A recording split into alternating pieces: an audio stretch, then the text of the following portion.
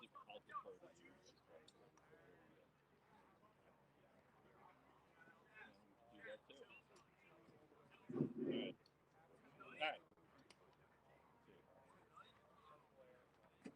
All right. All right. Hey, Steve? Yep. Do you get the forms at the end of the pitch count forms at the end of the game? Yeah, because then what I do is we have them actually all in Google Drive. Yeah. That way there's a backup. All right, I'll find Yeah, you. I'll take it. Sign off.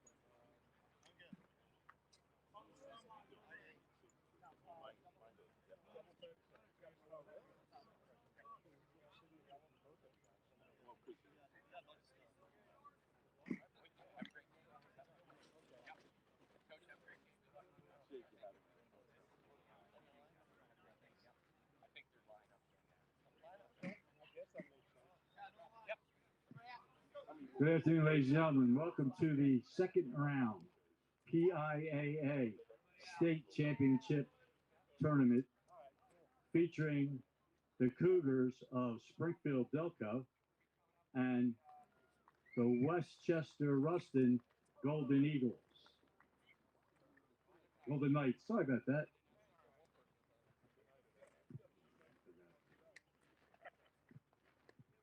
So for the starting lineups, for the visiting Springfield Cougars who come into this game with a 17-9 record. Good afternoon, Delaware County, and welcome to the PIAA 5A State Quarterfinals alongside Ben Thorpe. I am Brendan Ricciardi, and today we will have the Springfield Cougars taking on the Westchester Rustin Golden Knights for a trip to the state semifinals. We are here live at Coatesville High School. The winner of this game will advance to take on Greencastle Antrim on Monday. And Ben, for Springfield, this is the first time they've made the state semifinals since the state quarterfinals since 2017. For Rustin, this is their first ever trip this far, so it's definitely some new blood around here. Batting fifth, the first baseman, number 34, T.J. Valetti. The next hitter in the lineup, number 4, the right fielder, John Hopkins. So I think we're going to see a lot of energy today. I think we're going to see a really The seventh hitter in the lineup, the left fielder, number 3, Sean. Yeah, and also two teams that don't really seem like they're going anywhere either. A lot of, as we'll read off in the lineup in a sec, a lot of juniors, a lot of sophomores for both of these teams here. And it seems like for the pitching matchup, AJ Calio was the expected starter for Rustin. He has been scratched with an arm injury. We are told he could be available in relief for the Golden Knights, but it'll be sophomore Aiden Cugini starting for Rustin. It'll be sophomore Nolan Dulski starting for Springfield. So two guys who, for both of these guys, unquestionably the biggest starts they've ever had. And Ben, from the pitcher perspective, how do you kind of handle sometimes the nerves that come with those big games? Because it's different than for a hitter. And now the starting lineup for the Westchester Rustin Golden Knights coming into the game with a 17-6 record. Yes, it's a huge starting at shortstop, number 20, Xavier Wood. You still need to throw the ball over the plate. You still need to make guys. The next hitter in the lineup, number 26, the second baseman, so I think Jackson really just Roach. into what your job is. The third hitter in the lineup, number 2, the third baseman, J.P. Hoffmeyer. For younger guys, I think the next hitter in the lineup, number 12, the first baseman, Keegan McShay.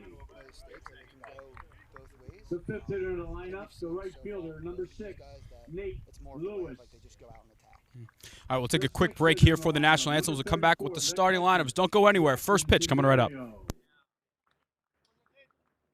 The next hitter in the lineup, the designated hitter, number 1, Cole Hoffmeyer. Batting eighth in the lineup, number 13, the left fielder, Jay Dorsey Hubbard. And rounding out the lineup, the center fielder, number 3, Ryan Wood. Today on the hill for Westchester Knights is number 32, Aiden Cugini, the pitcher. Now, ladies and gentlemen, please stand if you can and remove your hats for the playing of our national anthem.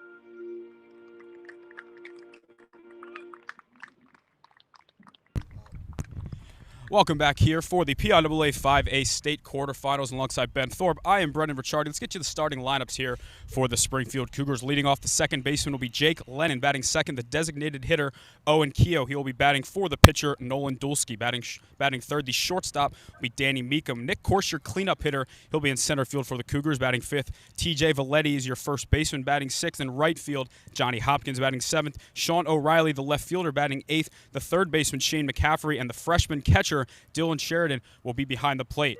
Now, if you tuned in expecting to see AJ Calio on the mound for Rustin, he has been scratched due to an arm injury. He could potentially be available in relief.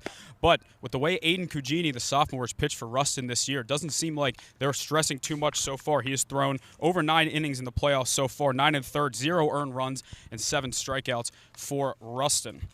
Now, Ben, for the Springfield starting lineup, the way I've kind of described it from my perspective is I don't view that they have a true superstar, but a lot of stars. Would you kind of agree with that? Yeah, I think probably the quote from Coach Smitty that we posted yesterday says it the best. Just a bunch of gritty guys, a lot of tough outs, and while what they lack in maybe like top-end star power, they make up for in just 9 guys that are going to make your life really hard as a pitcher. Ben, did you expect to see the Knights in powder blue today? To be honest, I think I've only seen them in powder Really? blue. I see when they played Radnor, they had the navy blue jerseys. Okay. And I think they have white, too. I think they look nice. Yeah, the powder blues are very nice. Yeah, that's I don't know when the powder blue became one of their colors. Yeah, It used to be kind of navy and gold, but it definitely Sometimes works. teams force it too much, but it works. We will get you some defensive alignments here for Rustin. Behind the plate will be JT Tiberio. Go right to left. Keegan McShay will be the first baseman. Jackson Roche at second. The sophomore, Xavier Wood, the shortstop at third base. J.P. Hoffmeyer. Left to right in the outfield, J.J. Dorsey Hubbard in left, Ryan Wood in center, and Nate Lewis in right. Cole Hoffmeyer, the DH, for Aiden Cugini. So it'll be a battle of 2 sophomore pitchers. We are debuting the 2-camera setup here. We got one out here in center field and one behind the plate as well. It's a bit of a hot day here, so behind the plate one could potentially overheat at some point. So we're going to do our best to kind of keep that fluid. Hopefully the audio sounds pretty good, but it looks like we are about ready for first pitch here. The PIAA 5A State Quarterfinals. The winner will advance to take on Greencastle Antrim, who Ben and I are a little familiar with because we saw them play Strathaven in the state semifinals back in 2023. Yeah, it was a very good game. Another kind of low scoring pitching and defense. Jake Lennon gets this game started. He's a senior. He's 7 for 17 so far in the playoffs with 4 RBIs. First pitch is in there for a called strike. Lennon will be heading to Widener University, so he's staying in Delco, and he's staying with the blue and gold. How about that? Makes it pretty easy to just keep the same gear.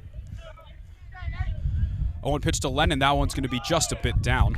Looks like he's got some decent run on the fastball. I've never seen him pitch before. And we're also usually not right behind we actually have the broadcast view. We are standing out in center field here at Coatesville High School. Yeah, I've been pushing for this for a little bit. Pitch to Lennon. That ball smacked into left field. It's going to be right at the left fielder for out number 1. That is J.J. Dorsey Hubbard making the catch. Good swing by Lennon, but found the glove. I got to give Cugini credit for the number. 32 is my number in college. Always been? Not always, but in college. What about for Delco League? Are you still 32? I am 32 for Delco so League. It's become my, I don't think I faced you in high school. Owen Keogh, the designated hitter, bats second here. First pitch to Keogh's in there for a strike. He had a great quote in the news clip we put out yesterday at the Southern Lehigh game. He said, "We are going to ruin a neighborhood's night," which is an all-time quote. It's a really good especially when you get up there and you see a crowd you might not have been expecting. It's certainly a bigger one than we have on hand here today. Swing and a miss. He took a little bit off that one. Yeah, definitely a little bit different environment today. The majority of the people, I would say, are in the outfield, whereas last time they were a couple hundred probably right behind home plate.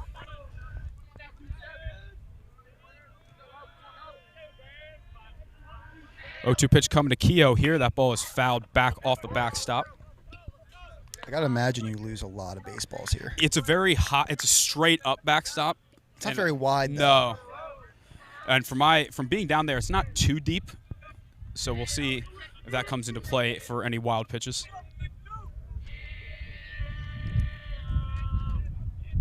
All speed to Keogh, tips it back to stay alive.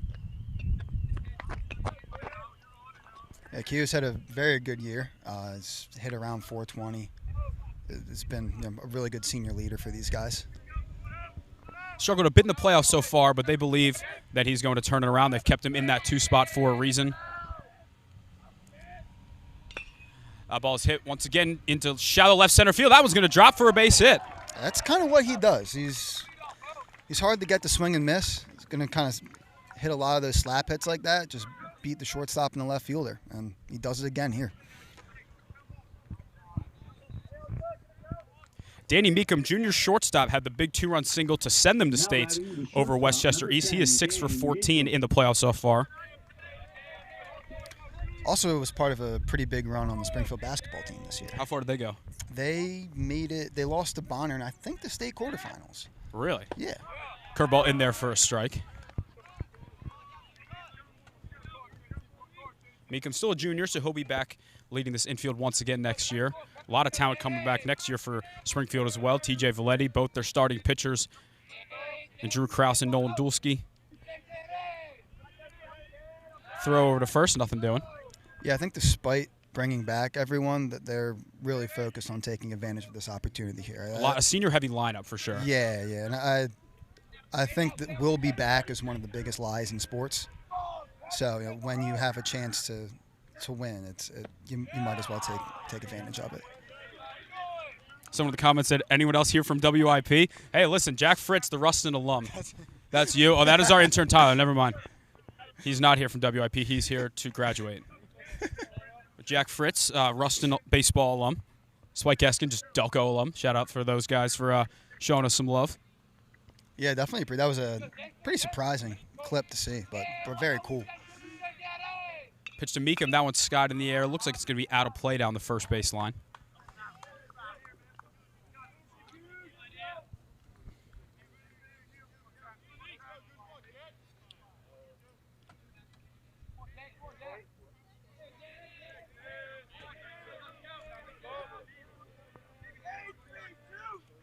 Nick Corse waits on deck. TJ Valetti in the hole.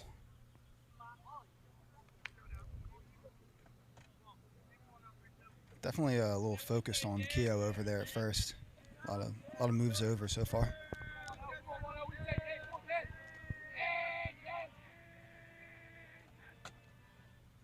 Pitch to Meekum is going to be hit in the air to right center field. There's going to be some conversation, but it'll be called off, and the catch is made by the right fielder, Nate Lewis, for out number 2. Does not look like the ball is carrying much today. It's good for our setup here in center field, I will say that. One fly ball, and we're heading to Best Buy. We might need a little more than Best Buy. Yes. Depending on what it hits here. Nick Corse, the batter here, 3 for 10 in the playoffs so far. A lot of walks. He's a big guy that gets on base for this Cougar team, not always necessarily hits. He'll be heading to Immaculata next year. Yeah, I think that's a program he's really going to fit in at. Just we got to see them play a little bit during our Dollar Dog Day earlier in the year. Seems like a lineup he would fit perfectly into. Of course, a 4-year member of this Springfield Cougar team alongside Jake Lennon. Yeah, I think the first time I ever did anything for Delco baseball, he was the starting center or left fielder. I believe it was spring of 2023 when we recruited you on because I was sick of writing 10 game recaps a night. Yeah, I believe it was my college apartment. Garnet Valley. Shout out Drew Van Horn. He had 2 home runs for Garnet. Yeah, I actually remember that game. Pitch to Corse. That was upstairs.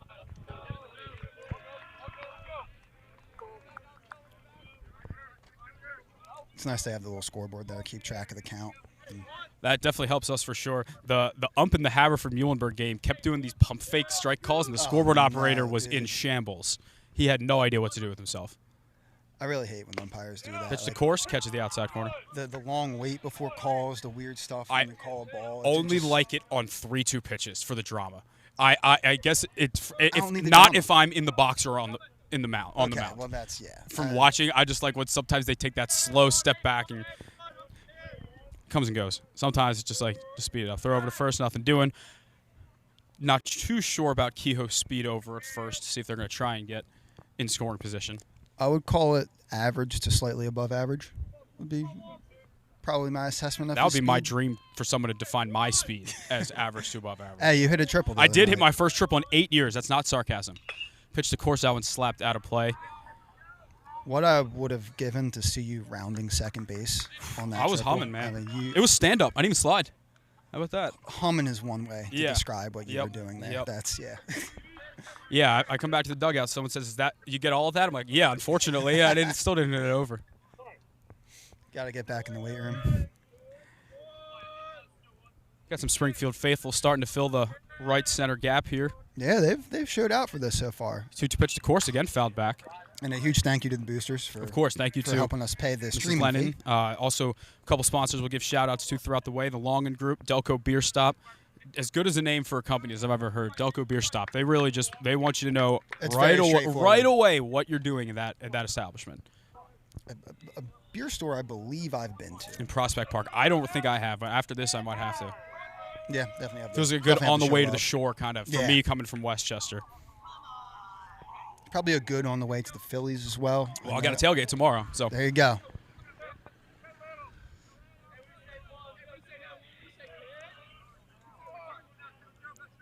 Two-two pitch coming to Corse. That ball's flied into, looks like foul territory. It will be. Tough depth perception where we are in Yeah, I was center gonna field say. here. Yeah. Flied. I don't think I've ever heard flied into play. on a ball that's Yeah. gone behind the backstop. If I want to get my Scott Francie, I'd say skied in the air. And that was almost the end of our day there. Shelby's just a liability over here. Takes great pictures, though. She likes Fantastic Rustin more than photographer. Springfield, though. Yeah, we're going to have to unpack that at some point in this broadcast. Direct quote from Shelby is Rustin has a lot of aura, which I guess we'll find out. The powder blue jerseys do help with that, I will say. Helps to have a Vanderbilt recruit. Yep. That always helps with the aura. 2-2 pitch coming to Corse. That ball's going to be slapped into left field. That'll be a base hit. Owen Kehoe will hold at second. What an at-bat from Nick there. He kept wasting the pitches that he didn't want to see, found one that he did want to see, and that's 2 singles to left field for the lefty hitters for Springfield. And this is kind of what we were talking about with this lineup. Is just very difficult to get out. Well, now you have the thump in the order, TJ Valetti. 6 for 16 with a homer and 9 RBIs in the playoffs so far. Signature moment for him so far, a 3-run homer against Upper Dublin in the first round, where he got his Tomahawk TJ nickname. It seemed to catch on a little bit with the Springfield guys. Was fouled back.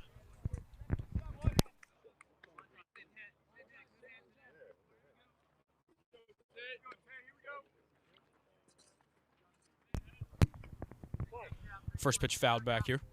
Dealing with the sun today with all of our equipment. Off speed to this is, Valetti, that one hangs up. Been not the best day to have things that overheat.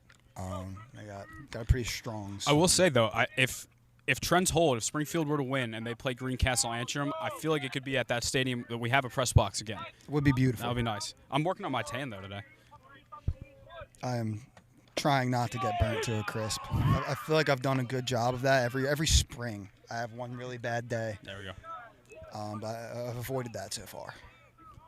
Beautiful two-seamer in there for strike 2 to Valetti. 1-2 the count. Owen Kehoe on second. Nick Corse on first. That pitch is just lethal on the inside. Nothing corner. you can do about that. Absolutely nothing. Johnny Hopkins, the sophomore, waits on deck. Stepping off his Cagini.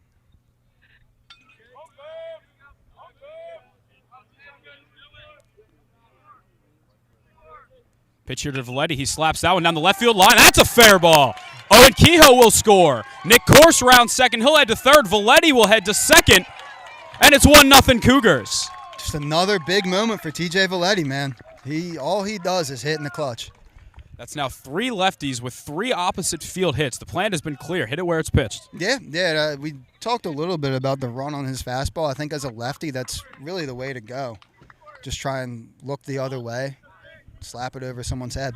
If you're scoring at home, first off, you're kind of insane. But second off, we're calling that a single and he advances on the throw. Right fielder, number 4, John Hopkins.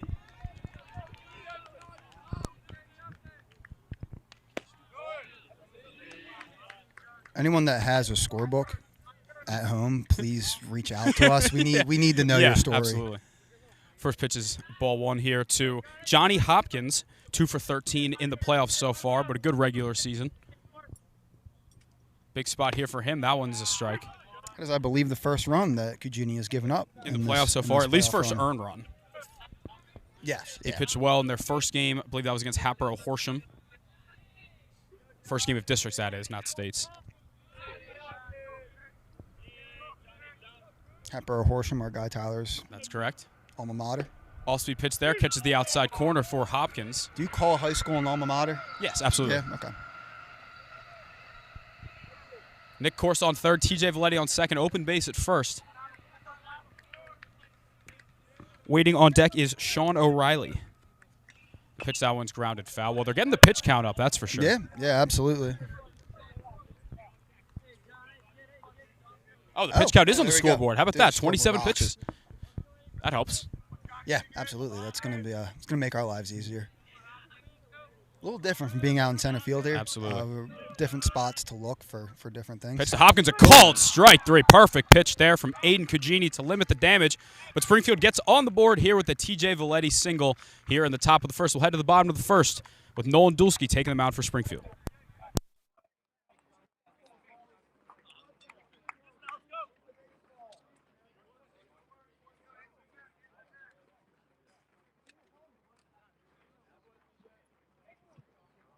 After the first half of the inning, we 1 run on 3 hits, 2 left on.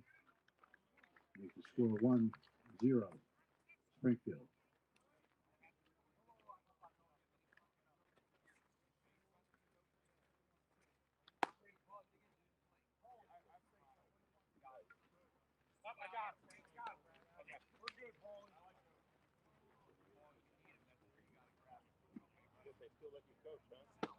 Oh, Jesus. I thought they threw you out of Downingtown. Hey, we tried. They did. No, I'm lying about it. Yeah. No, they were coaching. Oh, you. There's some age back there.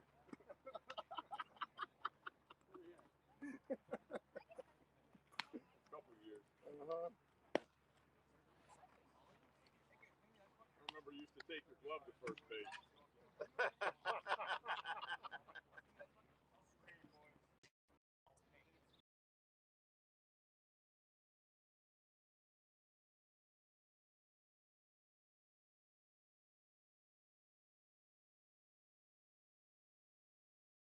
Back here for the bottom of the first at Coatesville High School, Brendan Ricciardi alongside Ben Thorpe. Nolan Dulski taking the mound here for Springfield. The sophomore in 12 innings so far this postseason has a 2.33 ERA. Ben, he's not the biggest strikeout pitcher in the world, but he pounds the zone, he trusts his defense, and they've given him a good reason to. Yeah, he's a lefty, probably upper 70s, low 80s. A lot of movement, good control for his pitches. Maybe a little bit different than what you see normally out of some of the Central League teams where you got a lot of hard-throwing righties. But it works to his advantage, and he's done a great job for them this year. We'll get you the full starting lineup for Rustin in a sec, leading off the sophomore phenom, Xavier Wood. He's 7 for 18 in the playoffs so far, 2 homers, 2 doubles, and 6 RBIs. First pitch, swing and a miss. We'll go down the order right here. Xavier Wood, the shortstop, Jackson Roche at second base, J.P. Hoffmeyer at third, Keegan McShay, Nate Lewis, J.T. Tiberio, Cole Hoffmeyer, J.J. Dorsey Hubbard, and Ryan Wood. Looks like change up a little bit outside there. Yeah, it's a really good pitch. Kind of rare to see high school kids this young with as developed a changeup as he has. Another really good one right there. That might have been the curve. Oh, was it a little more? Yeah. 12-6. Well, interesting note from the Rustin lineup is out of everybody that's taken a bat in this playoffs, only 3 seniors, and that counts bench players. Wow. That is that's impressive, and that's going to be a team that's going to be around for a while. I mean, Rustin is kind of always a contender at a District 1, I would say. They've had a lot of really good teams. Which stunned me to find out this is their first ever states win on Monday. Yeah, that was really surprising to me as well. I guess they did. I know.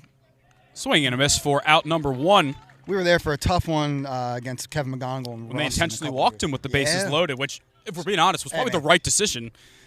He's on the Tigers right now. Like, Yeah. I get it. Like, it's not. Would wager there's a good chance that Dulski and Cugini could face off again in districts or states the next 2 years. Yeah. I think there's a couple matchups here that we might be seeing a decent amount. Also pitch in there for a strike to Jackson Roche, the senior second baseman, will be heading to Goldie Beacom University in Delaware to continue his college baseball career. It's a Division II program. That is a longtime Wayne player, Jamie Nares. That's right. He might be transferring, but he at least was there the last 2 years. Portal strikes again. Yep.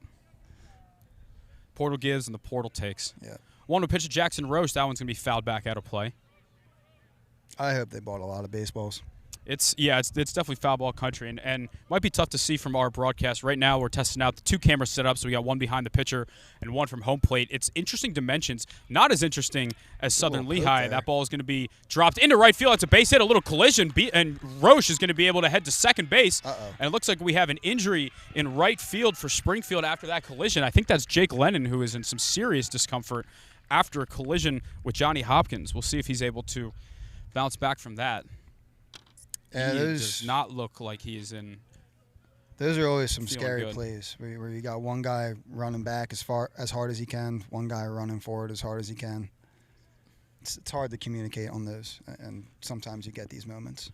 Give it a second here. Lennon does not appear to be feeling great at the moment. Take a second to talk a little bit more about this Rustin run so far. In the first round, they defeated Hatboro Horsham in mercy rule fashion because they were able to comfortably, feel like they were going into that game with a good chance to win. AJ Calio did not pitch. Instead, they threw him against Radnor, a great matchup between him and Austin Havertine, where the rain ended up taking out the starting pitching. Aiden Cugini, pitched in relief for Rustin in that game. In the district semifinals, they played their rival Westchester East, and they were able to win that game at home. They lost in the district championship to Upper Perk. Of course, getting that second seed out of District 1, they were able to match up with Frankford, the Philadelphia Public League champ. They won that one handily for their first ever states game to advance to this spot here. And Jake Lennon's still down here. The whole Springfield team is kind of convened over there in right center. And Ben, do you have any guess who your backup second baseman would be here? No. Because I know a lot of their bench bats. I just don't know who would be the one to slide into second. I genuinely have no idea. I think Jake's played just about every pitch for them this year. Senior captain, leadoff hitter. I mean, this is one of the guys that is the heartbeat of your team. So it's definitely a tough spot to see him down in pain like this. All right, we'll take a quick break and return, hopefully with some good news.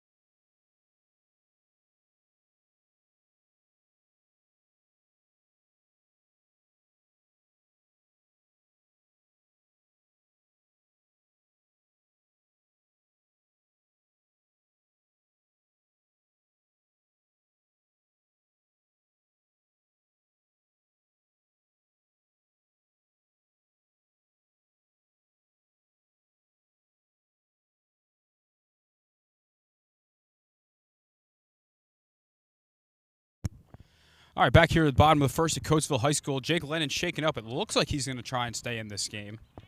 Not seeing anybody else coming out on the field.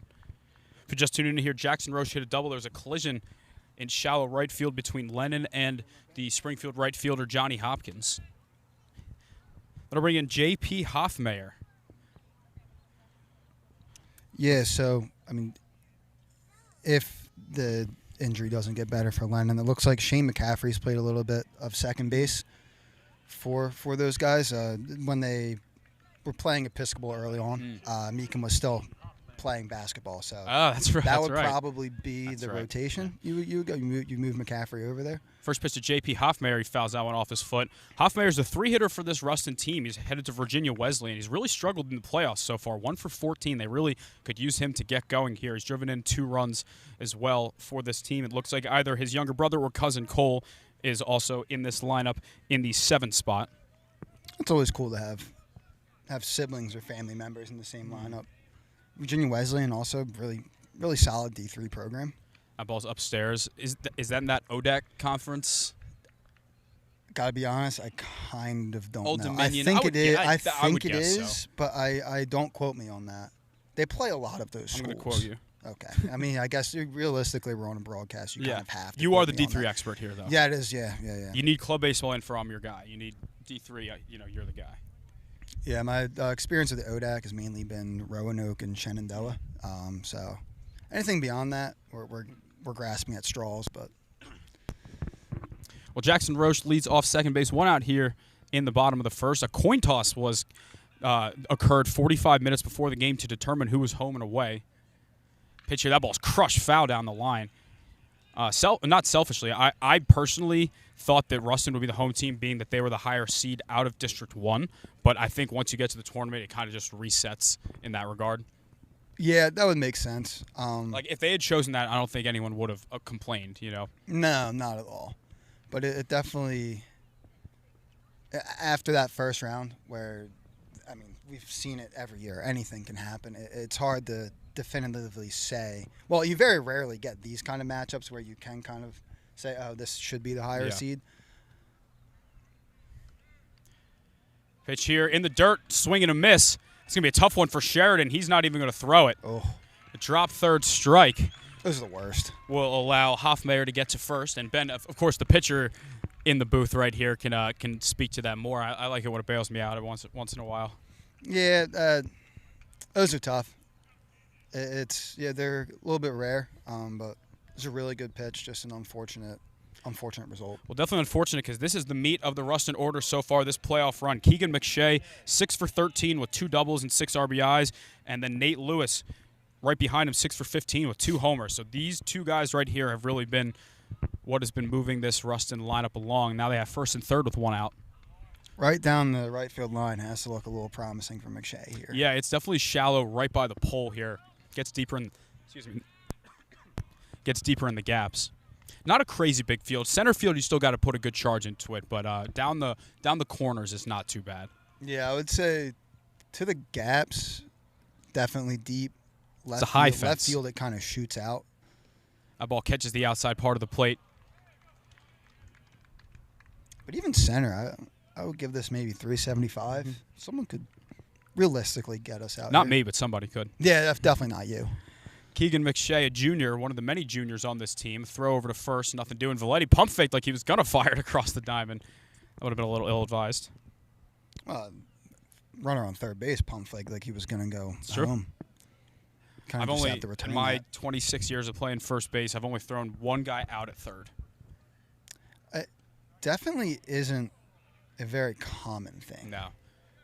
Which is weird because I feel like in infield, outfield, there was one time where there was like a runner on second, a ground ball to second. They threw it to me at first, and he took like a really big turn, like he was just going to go. Mm-hmm. And then I think he just kind of hesitated. Somehow got it there in the air. Pitch here to McShay. That ball is going to be hit right to Nick Corse in center field. He will make the catch. Tagging is Roche. The throw to the plate will not be in time, and Rustin has tied this game up at 1 here in the bottom of the first. A sac fly for Keegan McShay.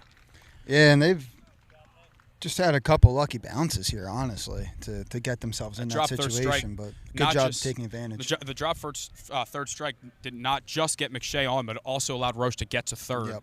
And that right there allowed the run to get in. But Dulski, still only at 16 pitches, will look to try and get out of this inning while minimizing the damage. Stepping into the plate now will be Nate Lewis, an uncommitted senior. I don't know how much longer if he keeps swinging like this. He homered twice already, has a double and 5 RBIs, 6 for 15 in the playoffs. Could be a Penn State club guy one day. That's the goal. First pitch is in there for a strike. It looks like a big zone, but consistently big from at least from our angle here. Yeah, I would say you're getting that pitch right below the knees. Maybe Coach knows I have a 7:30 dinner reservation here. We do have lights though, so should it go to extras, we're good. You got a 7:30 dinner reservation? Well, it was supposed to be earlier, but this game is supposed to be Thursday. It's also in Exton, so it's not very far. Okay. I was gonna say you're cutting it close a little bit. Could be pushed back. I don't even know if there's officially a reservation, a set time. Okay. So we can push it back. Fair, yeah. What's the establishment? Appetites on Main. Yes, free advertising because their NOLA fries are fantastic. Pitches a bit outside. It's crab meat on top of the fry. I know you're not a big seafood guy. No. But they're actually crab fries, not just Old Bay seasoned fries that say they're crab fries. No, we set free advertising if they would like to advertise. Correct. Pitch here, that one's going to be grounded into the heavy grass at first base. TJ Valetti will throw it to Dolsky, who is not able to get to the base in time. That was a tough play. The grass is very long here in the infield. And Valetti kind of had to throw that one. It was impressive they were even able to make that look close with the way it slowed down there. Yeah, that's the combination of grass and dandelions ate that up, which has you wondering a little bit about the condition of the field for a state quarterfinal game, but that's neither here nor there. The dirt looks great, but the grass is very fine. Because I was here yesterday to kind of test out some different broadcast setups, and I saw the dandelions and the grass. I thought it would probably get cut, but nothing's happened quite yet. But hey, who are we to judge? I don't know how to cut grass. Yeah, no, I wouldn't want to cut all of this grass either. They still got the nice stripes in the outfield, though. We'll say. Yeah, they do, which is confusing a bit to me. How do you get the stripes like that? That's a great question, but my pay grade. JT Tiberio is the batter here. According to my notes, only 2 for 2 in the playoffs so far. Oh, all right. Must be getting a little bit of a spot start here. It looks like he's the catcher, so maybe they're just trying to get a different catcher in here. I'm going to give that a single to Lewis there because it's not an error that it's slowed down in the grass like that. That's a single. For anyone scoring at home. Pitch is a bit upstairs there to Tiberio. That'll be J.P. Hoffmeyer on second with McShay on first. It definitely looks like you're getting the lower half of the zone, or lower part of the zone, but not the upper today. That one's on the inside corner for a strike. Lower half and maybe on either side of the plate. Although it looked like Sheridan might have been outside and reached over the plate. Yeah, we're a little off center, so it's hard to 100% see. We're kind of like, obviously you can see where the behind the camera angle is coming from. That off-speed pitch hangs up. If this is any indication, both teams are probably going to be getting into their bullpens today. I would say so. And now with the extra day, I think Drew Krause might have been able to pitch anyway. Actually, I'm not sure, but I think he's available in relief. That ball's going to be grounded over to Lennon. He's going to field that one cleanly. Throw to first for out number 3. Well, Rustin is able to match Springfield's first inning run. We'll head to the top of the second here at Coatesville. We are tied at 1.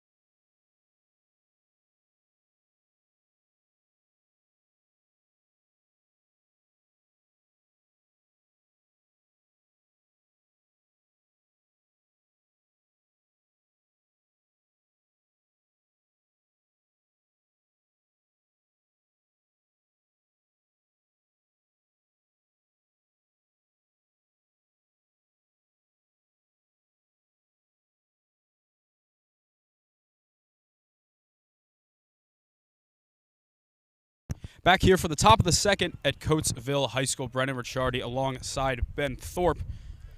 Both teams were able to get a run across in their first inning. So for the second inning here, we'll get things started for Springfield with the left fielder, Sean O'Reilly. It's 7, 8, 9. So O'Reilly, Shane McCaffrey, and Dylan Sheridan. O'Reilly 1 for 8 in the playoffs so far. He's a junior.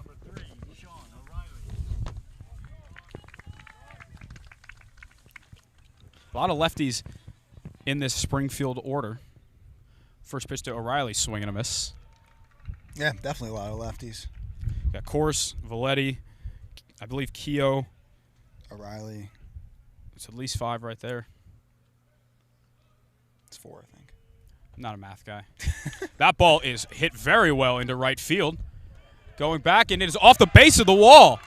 O'Reilly rounding first. He'll head into second with a leadoff double. Good piece there out of him. He's had a couple really big swings for them in this playoff run. I thought off the bat it might have had a shot because of the short porch. He didn't hit it quite high enough. It was off the base of the wall. No, and like we said, I don't think the ball's carrying much today. Honestly, the right fielder there could have had a play at that. I think the way the wall is. Kind of threw him off a little bit. Yeah. I thought he pulled up a little bit before he needed to. Well, here's Monday's hero, Shane McCaffrey. His 2-run single in the top of the 7th gave Springfield the only 2 runs they needed in a 2-0 win over Southern Lehigh. Springfield's valedictorian. That's right. We did just hear that. He'll be heading to UCLA. Hopefully, we play club there. I believe they have a team out there. Most teams usually do. Not familiar with West Coast club baseball, to be honest. That's Cal Poly, though. I'll tell you what. Yeah, I was in there for a strike. there you go. They're in their actual teams. That's correct. They were getting killed by West Virginia earlier today. It did start today. Yeah. A lot more time to watch over the next couple days. Pitch here to McCaffrey, perfectly painted on the outside corner by Cugini. That is just a perfect pitch. Nothing you can do about that. Yeah, Cal Poly lost 12-2 to West Virginia today.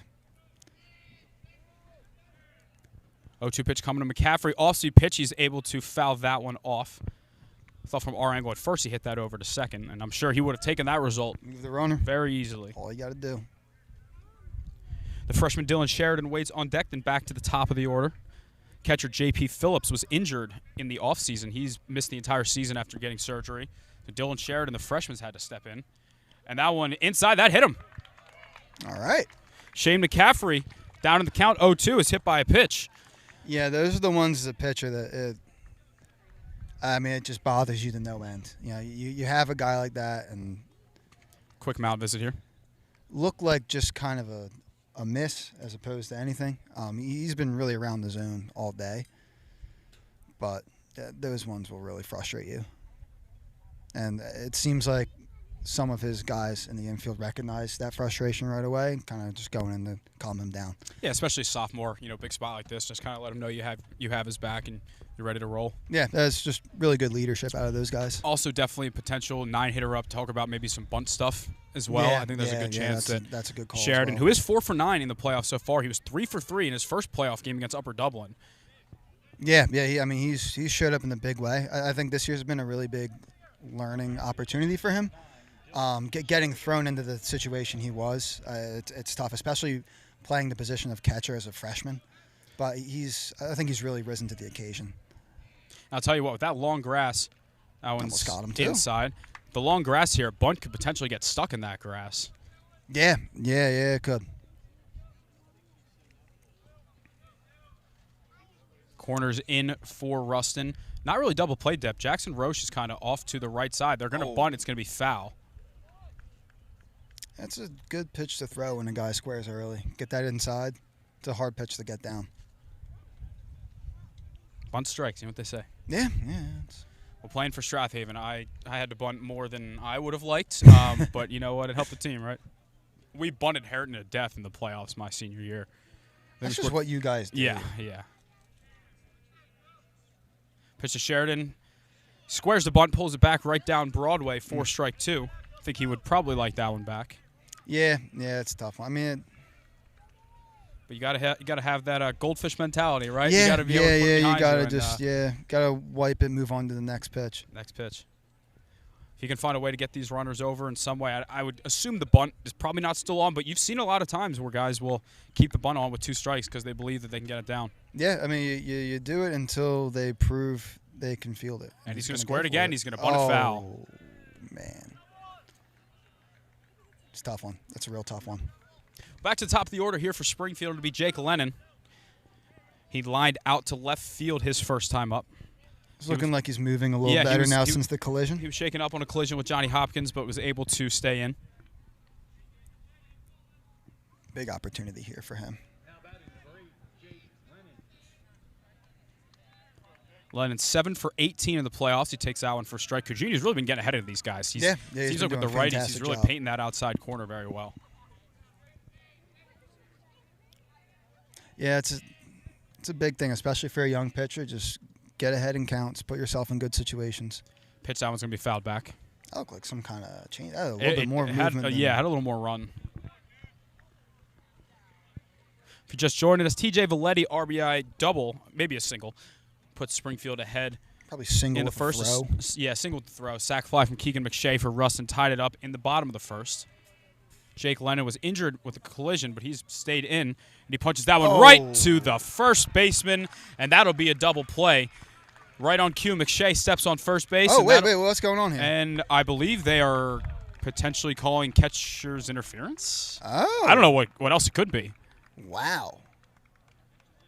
Well, how do you hit a ball that hard if you hit the catcher's glove is what I'm curious about. Bat speed, Brendan, bat speed. Yeah, it must be nice. Looks like our Rustin coach is going to have a quick conversation, as he should. We have instant replay on this bad boy. What's? You know what? They're actually our guy Ty's going to watch on the phone. I don't know if you can see that from here, but if he called it right away, we'll see. As a completely non-biased, non-alumni of one of the teams playing here, I had catcher's interference. From 380 feet away. Saw it clear as day. You could hear it. All right, well, Springfield has new life here. They would have been out of the inning entirely, but now bases loaded, one out here in the top of the second. Yeah, what a momentum change that is. Wow. Now you have Owen Kehoe. He singled and scored the game's first run. First pitch, swing and a miss. As mentioned earlier, Kehoe had a great quote in our news hit yesterday that he wanted to, quote, ruin a neighborhood's night on their Monday night game at Southern Lehigh with a massive crowd that showed up there. And I would say Drew Krause, along with the boys, were able to accomplish that. Yeah, that was mission accomplished. Pitch to Kehoe, swing really and a miss. Good pitch there. What did we have on the replay there? No idea. Can't see from here. Yeah, we have our two cameras set up, but we realized one's a little bit behind the other, so switching to the behind the plate cam from the regular camera doesn't quite work. So we'll stick with the one behind the fence until it overheats at some point. Inevitable. I put a wet towel on it. Pitch to Kehoe, swing and a miss. He got him. 1, 2, 3 goes Owen Kehoe. Really good job bouncing back there. So you see for professional leagues, like for their replay review, they send it to New York. NHL sends it to Toronto. If we were ever to get that, where are we sending that to? I'm going to say I feel like media is the center of Delco. At least that ball's going to be hit past a diving McShay. That'll score 1 run. Rounding third and heading home is McCaffrey. The throw to the plate is not in time, and it gets away. 2-run single here for Danny Meekum. All right. And Springfield jumps ahead 3-1. They got their second win after that catcher's interference call. And the first baseman there almost got to that ball, too. He was able to knock it down a little, which in a way might have actually hurt for the throw to the plate because the right fielder had to come in and get it in the grass. Well, no, I think it was the second baseman. Was it the second baseman? Second baseman kind of came and pump faked and then threw it. So that was, a little weird. Just caught the glove and rolled into no man's land there. I mean, we talked a little bit about Rustin having some luck on their side. It's turned back around to Springfield now. Well, Nick Corse is your batter here. He also singled in the first inning, making him 4 for 11 in the playoffs so far. Center fielder will be heading to Immaculata in Malvern. First pitch up and away. Cugini at 45 pitches already. Now, we'd heard AJ Calio would be available in some specific scenarios late in the game. I would imagine closing. I would be hard-pressed to think that he would be next up here. I would have to guess, based on our prep, that it would probably be their senior Marist recruit. Nick Corse with a lazy fly ball into shallow center field. It's going to be playable for the center fielder, Ryan Wood, for the final out. But Springfield strikes once again. Danny Meekum with a 2-run single. We'll head to the bottom of the second here at Coatesville. The Cougars now lead at 3-1.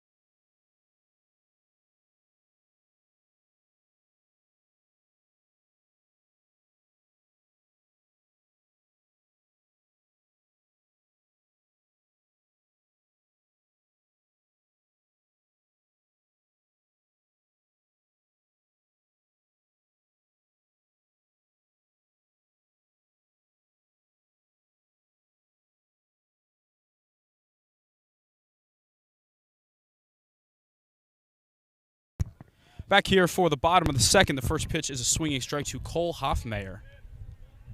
Now batting, Cole Hoffmeyer.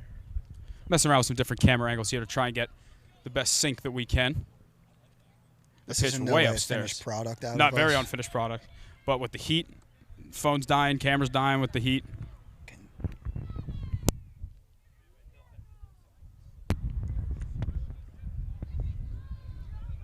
There's an ice cream truck somewhere around here. You can hear it. Pitch way upstairs to Hoffmeyer. 2 for 7, but 6 RBIs. He had a 3-run double earlier in this playoff run. Looks like Dolsky's taking a little bit of time to get back into the swing of things here. Ball is going to be fouled down the third base line. I'm now doing the scoreboard as well, so any constructive criticism is appreciated. That ball's going to be slapped into left center field. That's a base hit. Nick Corse cuts it off. That is going to keep Hoffmeyer at first base with the leadoff single. Really good job to get there and keep him where he is. Definitely. You want to switch again?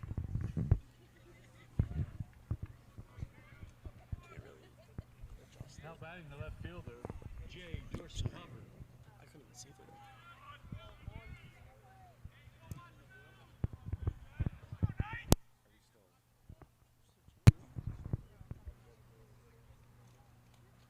through Leadoff single there for Rustin. Bunt is going to be pulled back, throw to first. Nothing doing here for J.J. Dorsey Hubbard as your batter. 4 for 7, 5 RBIs in the playoffs so far. I wonder if that was a sacrifice bunt or an attempt to bunt for a hit. Good question. Looks like we got some signs here. Ryan Wood, the center fielder, up next and back to the top of the order. So we got back-to-back Wood, either brothers or cousins. Square to bunt, popped up, foul off the backstop.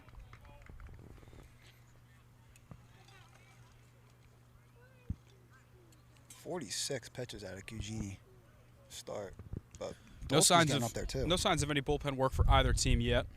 No, I would think especially with this being a quarterfinal and a few more games to play. If you win, both teams are looking to get the maximum amount allowed out of their guys today. I think this camera angle might be the best that we're working with here because the only thing you won't really be able to see is if it goes into the corners. Yeah. So I think we're going to work good. with this because we're about 400 feet away. That one's in there for a strike. 400 feet away from our phone, which I think it's a little bit delayed there. See, this is why we don't charge people for the stream. No, because sometimes yeah. they just don't go the way that it is planned. But you know what? We get a product out there. That ball's hit a mile high into shallow left field. Calling everybody off is the left fielder for Springfield. That is Sean O'Reilly for out number 1. Yeah, if you paid for this stream, I think you would have the right to come find us and.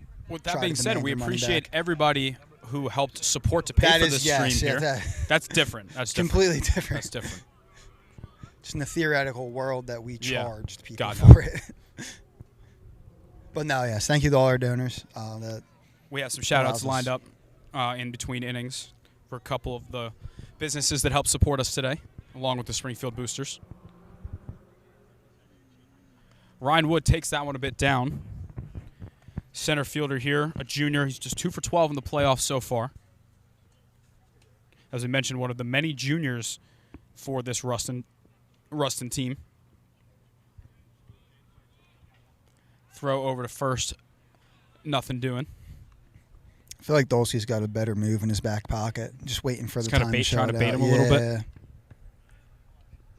Yeah. Lefty, you really like to ride that line of bulk. Great off-speed pitch there for a strike.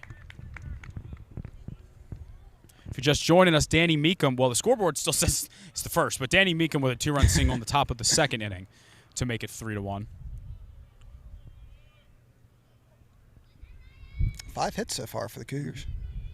Pitch to Dulski is in the dirt. Good stop by Sheridan, rocking the all-pink catcher's gear. Yeah, I believe he's had that all year. Any game that I've seen, any pictures that I've seen. It's definitely been since the Haverford game. We had a lot of pink out there for that one. That one's in there for a strike from Nolan Dulski, who is now up to 38 pitches. You'd have to think that Drew Krause will pitch at some point today. We'll get the exact pitch count. He threw a complete game on Monday. The extra day's rest certainly helped due to the graduation for Springfield and Rustin yesterday. Absolutely. For Springfield, they also have Jack Ray, who's been great for them this year. Ball is going to be hit into shallow center field. Looks like it'll be handled cleanly there. Once again, out number 2 for Sean O'Reilly. Imagine we're going to see pretty much everyone from both pitching staffs, just the way this has started, unless someone really settles in. Well, I'd say for Springfield, it would make sense to go with Ray after you kind of get the tall righty coming off of the lefty with a little, not like sidearm, but just a little more sidearm than overthrow. Drew Krause threw 77 pitches on Monday, so he's all good to go today. Yeah, Springfield can offer a lot of different looks in terms of their arms. And there will be no throw on the stolen base there for Cole Hoffmeyer.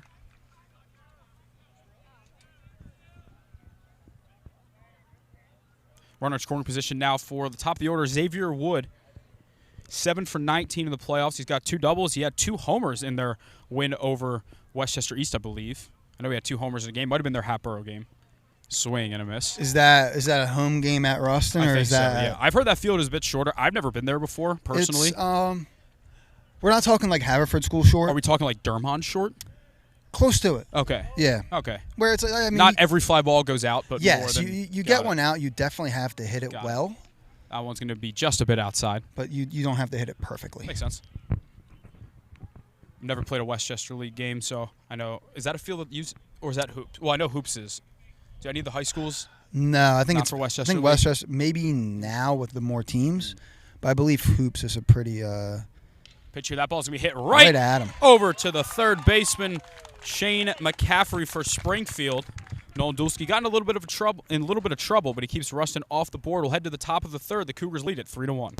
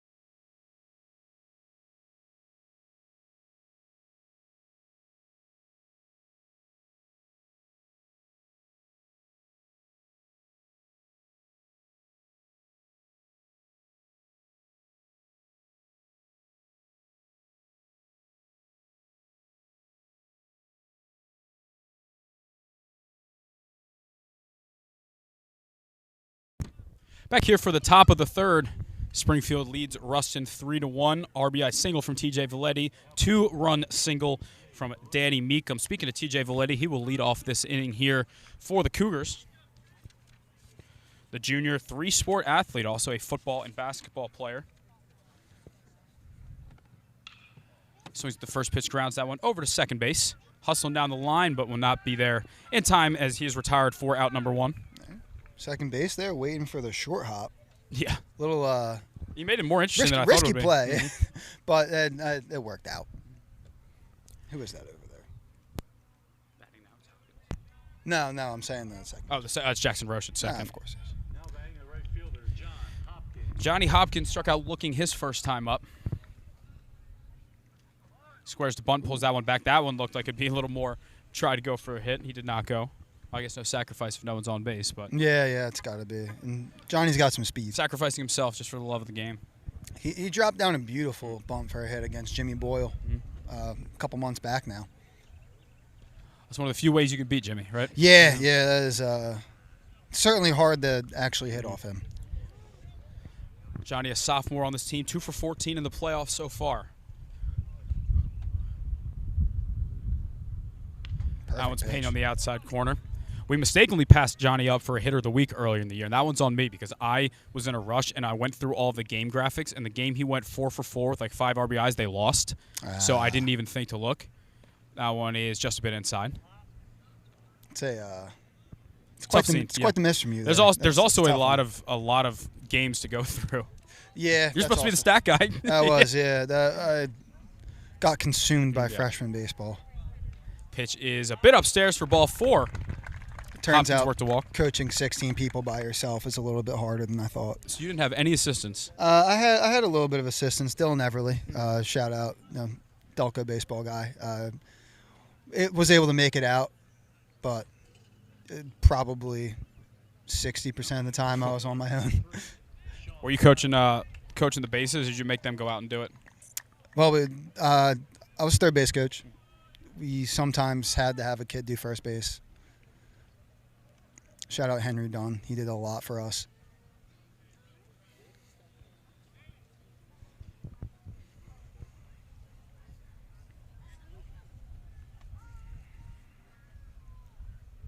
What's going on here?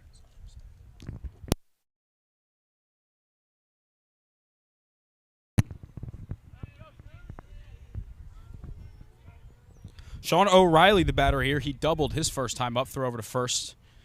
Nothing doing. Led off the second inning with a double and eventually came in to score on I believe that was the single from Meekum. I imagine if you're Springfield, you're looking to have Hopkins steal here. Do you think with 1 out or wait until 2? I think the sooner the better, but looks like Eugeni's pretty quick to the plate. I'm not certain how their catcher is. I would assume pretty good. It'll be O'Reilly, then McCaffrey, who was hit by a pitch, and Dylan Sheridan, who struck out, due up 7, 8, 9 right now in the order.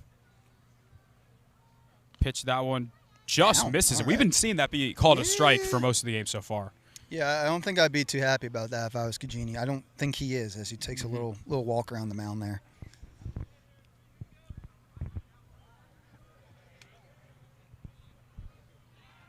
Throw over to first, nothing doing.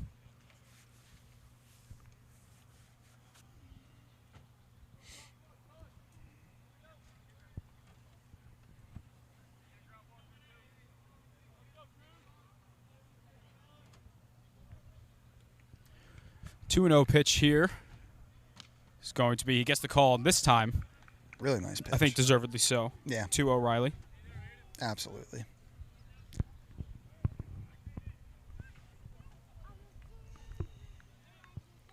I like the little makeshift plyo wall Coatesville has over here. Yeah, gritty. Those things, to actually buy one, are really expensive. Yeah. So it's a solid complex over here. I think. I mean, really, the only complaint is it looks like because Coatesville hasn't played in a while, the grass has gotten a little long. But it's, that's not about the site itself. No, it's definitely a good field. I just thought when I heard Coatesville, I figured it was gonna be under the lights because we got the lights here. But if it goes into extras, we're covered. Pitch here, Hopkins is going to take off, swing and a miss, throw to second, and he is safe. Just got around the tag there, it looks like. Got around the tag. That was strike 2, so still only 1 out. Yeah, if they use the lights, though, there's a pretty significant gap here in right center. You would expect the light pole to kind of be that's a good point. Where it juts out. Deep center fly balls might be a bit tough. Yeah, you're kind of in no man's land back where we are. Pitch down was going to be fouled.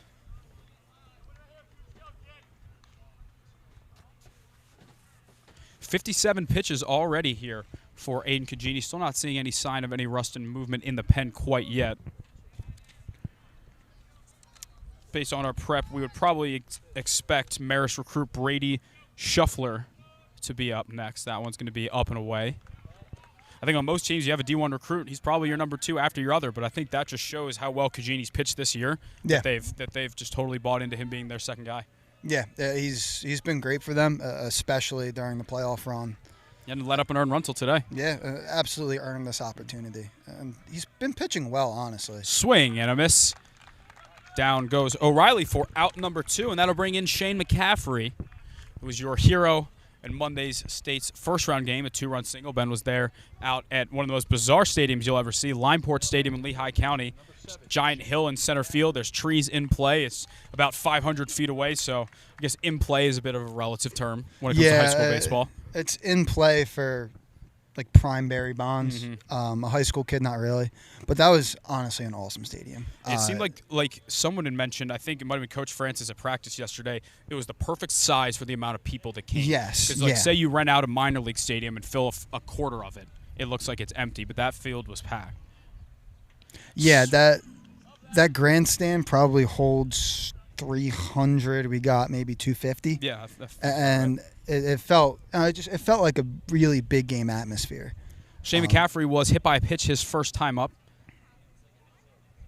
Swing and a miss in the dirt. Hopkins is going to take off after hesitation, throw to third. He is safe. Ooh.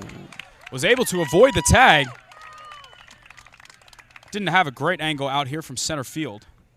You probably didn't have one on the broadcast either. No, we certainly didn't, but it was a nice little move by Hopkins. He's a very good base runner.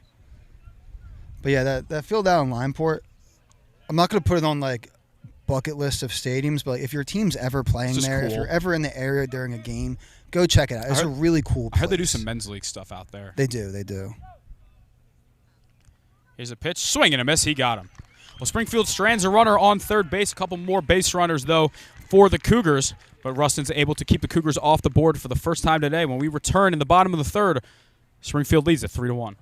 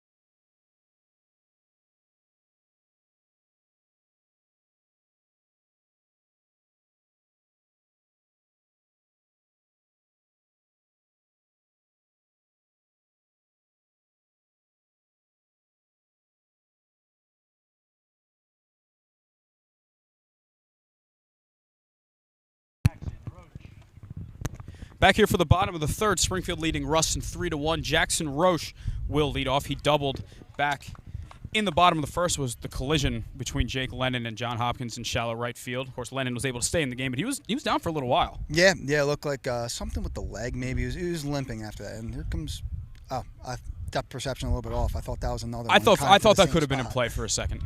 Yeah. It's funny how that works with baseball. I feel like that ball always finds you in those moments. Roche is now 5 for 15, a clean 333, 5 RBIs. As mentioned earlier, he will be heading to Goldie Beacom to continue his baseball career after this year. Solid D2 program down in Delaware. I don't know where in Delaware, but I know it is in Delaware.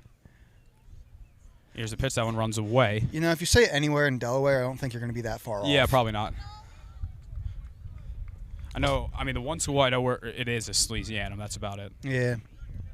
So we lose some Aston guys there. I have a pretty good guess as to where Wilmington University is as well. That ball's going to be in shallow center field. Looks like John Hopkins will have that one. A little interesting, but the sun beating down on him for out number 1. I do have a correction on the Lineport Stadium. Capacity is about 600. That's my guy Nick Fox reached out to me. It sounded louder than 250. I'll say that. Yeah, he called me fake news, but that was he went out to the game with me on Monday. His dad actually played a lot in there when you talked about the men's league stuff. Well, to be fair, earlier you said don't count on me for anything. So yeah, that's a good point. Yeah, I gave the disclaimer. Yeah. So first pitch there to J.P. Hoffmeyer is a bit outside. He struck out, but reached on the drop third strike his first time up. Ooh. Check swing. I don't think he went. No. He did not. Of course, we are 400 feet away in center field. Was that the home plate umpire that pointed on that, or Sheridan? Maybe both. I think wasn't sure. Mine's playing tricks on you. I believe it was both. Yeah, the sun's pretty good out here. So change up, bit down. See things. Yeah.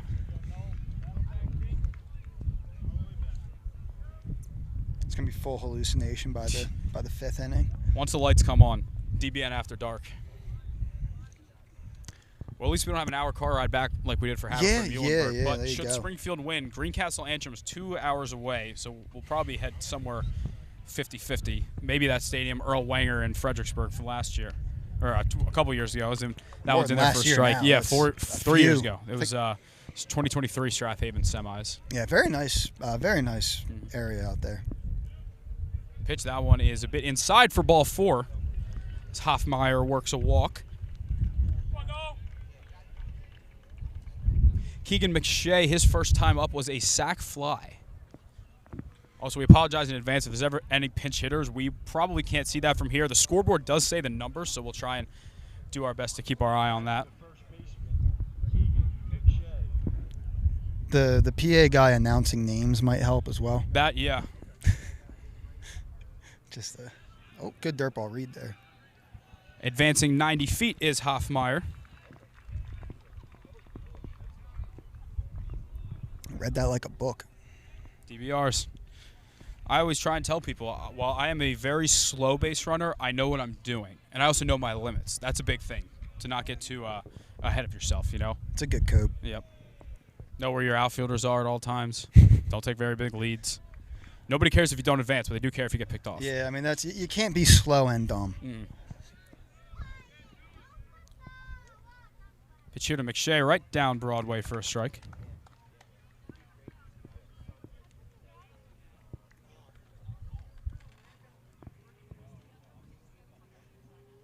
Got 55 pitches for Dolsky here in the, bottom of the third? Mm-hmm.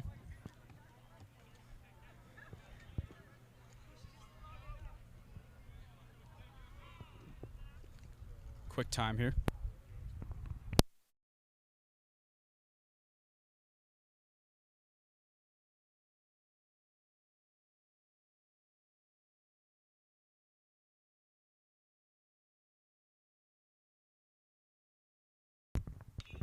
Ball's going to be grounded foul. Nice job by the Rustin first base coach to knock it down. Yeah, he played it off to his side, so you would like to see him really put the body on the line as the first base coach, but beggars can't be choosers. Adjusting the camera angle here a little bit, trying to get that pesky fence out of the way.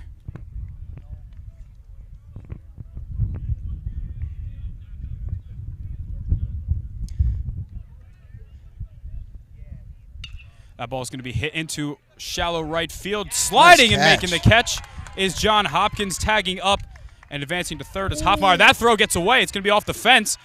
Heading home and getting there easily is going to be Hoffmeyer. An uncharacteristic error there by Springfield, trying to get that out at third. Advance and allows McShay to score and cut the Springfield lead to 3-2. Yeah, it's just a bit of an ill-advised throw there. Like I said, just a bit uncharacteristic. They usually play pretty, I wouldn't say passive on defense, but just try not to go the extra mile. Yeah, maybe he had a shot at him, but that would have had to have been a perfect throw.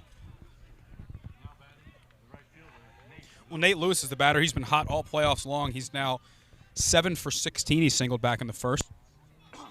This might be a guy where we're in a little bit of danger out in center field. That's a big swing right there. Big swing and a miss from Dolsky. Both pitchers are getting their pitch counts up. Both are probably going to be around 60 after the first 3 innings. Another good pitch and another swing and a miss. He is trying to do damage up there. And it clearly has worked for him so far here. 2 home runs so far in the playoffs. Swing and a miss. He got him. Beautiful pitch there. Down on 3 strikes goes Nate Lewis. We're going to stick around for a sec just to tell you a little bit about the Longan Group, one of our great sponsors who helped make today's broadcast happen. They are an insurance company. They are based in Exton, Kennett Square, and Chester Springs, so kind of all throughout Chester County. So for our Rustin people, a little bit closer to you guys out here, they do all different types of things: homeowners insurance, auto insurance, business insurance, and life insurance, both individuals, families, also businesses. That's where we get our liability insurance. Ben, we're liabilities, let's be honest. Yeah, It's absolutely. good to be insured. If you know nothing about us, you know that we are liabilities. I hope we're not $1 million worth of a liability, but if we are, Charlie's got us covered. It'd be hard for us to do that much money in damage. You can head to Longan, that's Longen, and then grp.com to get set up today. Shout out Charlie, pitching coach at Friends Central. I believe recently he hit his 500th game as a coach. Wow. One of his employees was telling me for one of our podcast ad reads. So thanks to Charlie for his support as always. We'll stick around here for the top of the 4th inning. Aiden Cugini staying in. As we mentioned, both pitchers have hit 60 pitches over the first 3 innings. So I think there's a good bet that we are likely going to get into the bullpen. I wouldn't say soon, but sooner rather than later, as the lingering storyline. Actually, we see some movement down there behind the plate. Someone's going down.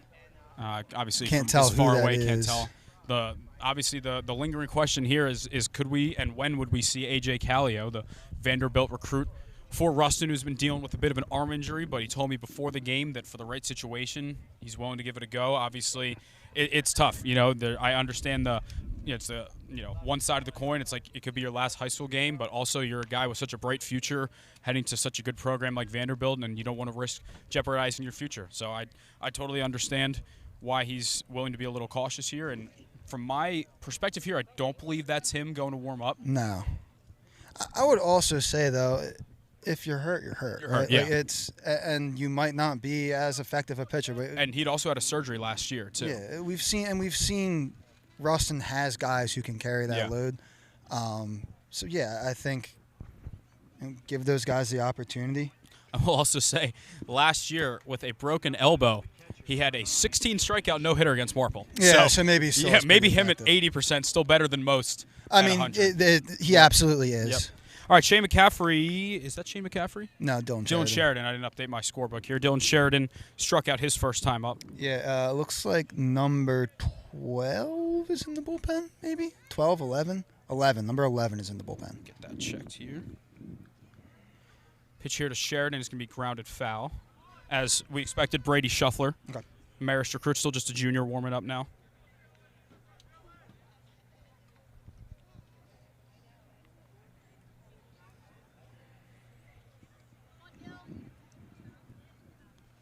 Pitch to Sheridan, swing and a miss.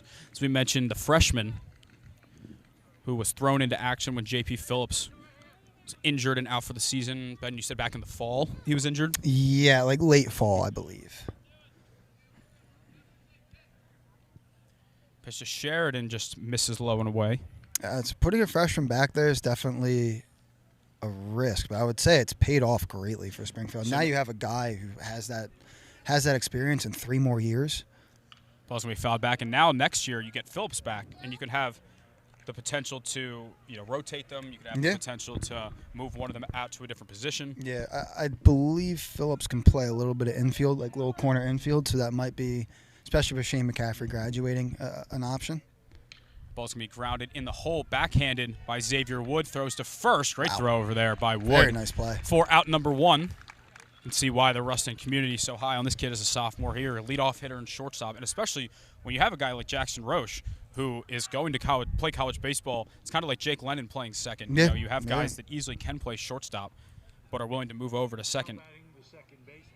Yeah, it seems like 2 teams that are in fairly similar positions going forward. Back to the top of the order here for Jake Lennon. He lined out to left. He also reached on that bizarre catcher's interference that looked like it was a double play and kept the inning alive for Springfield back in the second. So we got another guy throwing over here for Rustin. I do see that. Yeah, we got a guy. I don't know it's a warming up to pitch kind of thing, or just to go Maybe- into the field? Maybe he like someone else is going in the field because he's going in the lineup. Not Yes, sure. potentially. Pitch there to Lennon, just a bit outside. Well, no, I don't think he could be going in to hit Mm. because Cugini's getting DH'd for. What do we know, right? Yeah, no. Pitch here to Lennon. He's going to line that one over to second base. Roche, bit of an awkward slide, but he's able to make. I think he wasn't sure if he wanted to slide or not. Yeah, He it was stayed a on his little- feet. He backhanded it. It was a good play, and he throws to first for out number 2. Definitely a weird kind of in between hop there. Definitely. A tough play, but he did a really good job to knock it down, find it, and get that ball over the first. I also think with Lennon's speed, if he left his feet, he might not have gotten him at first. Yeah, You know? probably. Owen Kehoe, the batter, he's singled and struck out so far today. First pitch way outside. For Springfield, if I had to guess, I imagine when Dulski's done, they would probably maybe go to Ray and then have Kraus close it out. Depends how far Dulski's able to get. He is at 60 pitches through 3 innings. Pitch to Kehoe right down the chute. Yeah, I would strike imagine one. that's the situation. We'll check we have number 5 is also throwing for Rustin. A little bit less organized than what looks to be the bullpen out there. That ball is going to be lined once again to Jackson Roche on the ground. Fires to first. And clean infield. Yeah. Clean infield here for the Rustin defense. Up the middle, they make all 3 outs. 1, 2, 3 inning. And they got some momentum here heading to the bottom of the 4th. Springfield still leads it 3-2.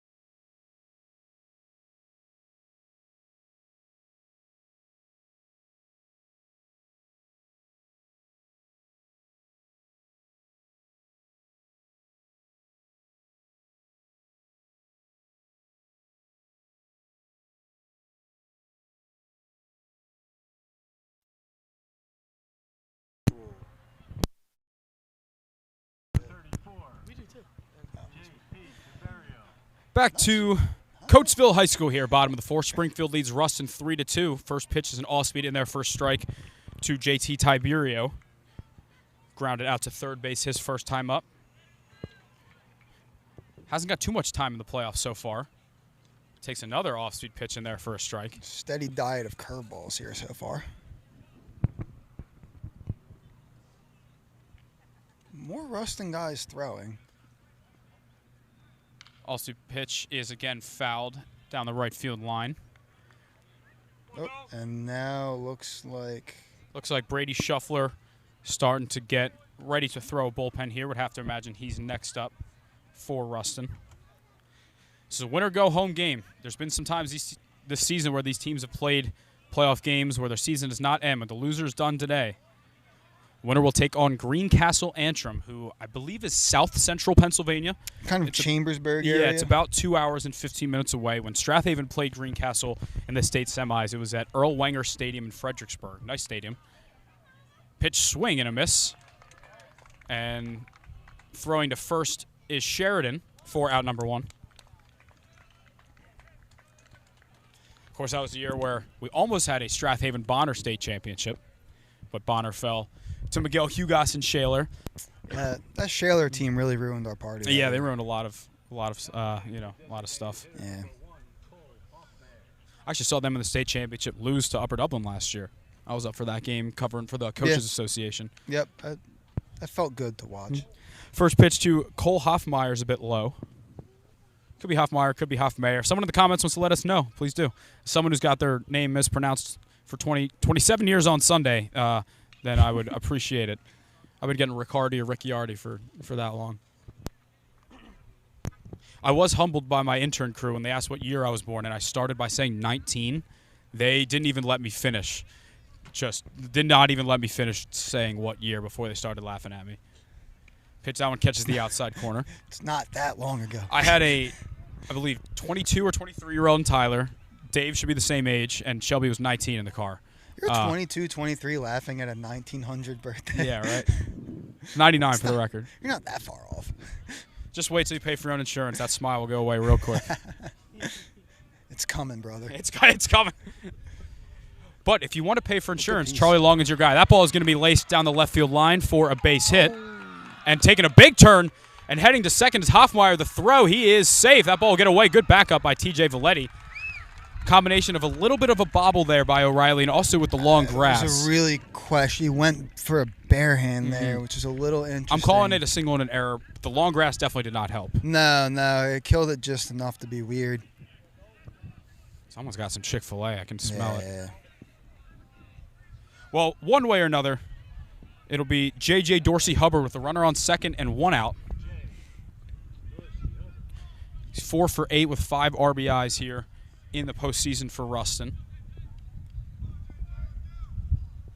That pitch looks like it catches the top outer corner of the zone. Dorsey-Hubbard flew out to left in his only at-bat so far today.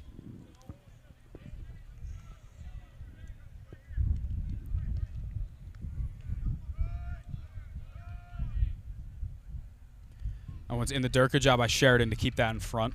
Yeah, definitely a good pick. Seemed like some good speed from Hoffmeyer there, rounding first to go to second, so I'd imagine he's got his mind set on base hits scoring him. I would say, especially with the long grass, absolutely.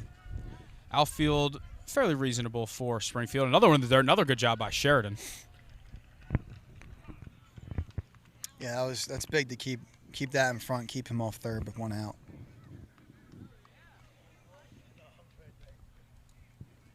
Got a little bit of a Rustin student section over there down the left field line. Crowd started filling a lot here in the right center gap. Yeah, for sure. A little bit behind center in the shade. Kind of jealous of those people right now. Pitch to J.J. Dorsey-Hubbard upstairs, 2-1.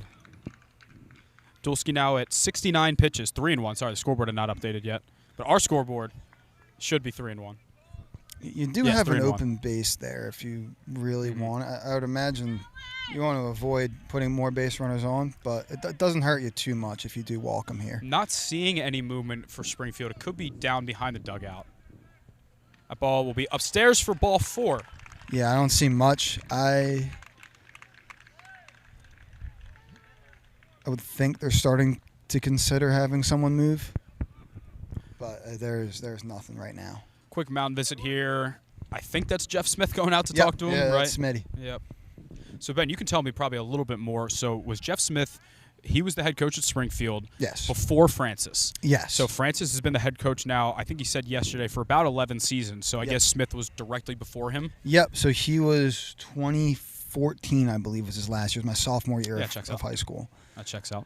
So, yeah, he stepped down, like he had told us yesterday. Took a little bit of time away from the program, but came back this year, and I think he's made a huge difference. Yeah, I mean, I think I was talking to, shout out my guy, George Lombardo, Cole Lombardo's dad. I think we were just talking earlier in the year about how obviously there's a lot of stuff that goes in, whether it be the training, whether it be the on-the-field product, but the mental sake, like really having these guys believe that they are as good as their talent shows. Because obviously you don't get to the state quarterfinals without having talent. I would say maybe they're still like more talented than the years past, but I think he helped them realize what they had this season. Yeah, absolutely. I think that, and just some of the trial and error of the previous couple years with a lot of this core definitely sets you up to put it all together.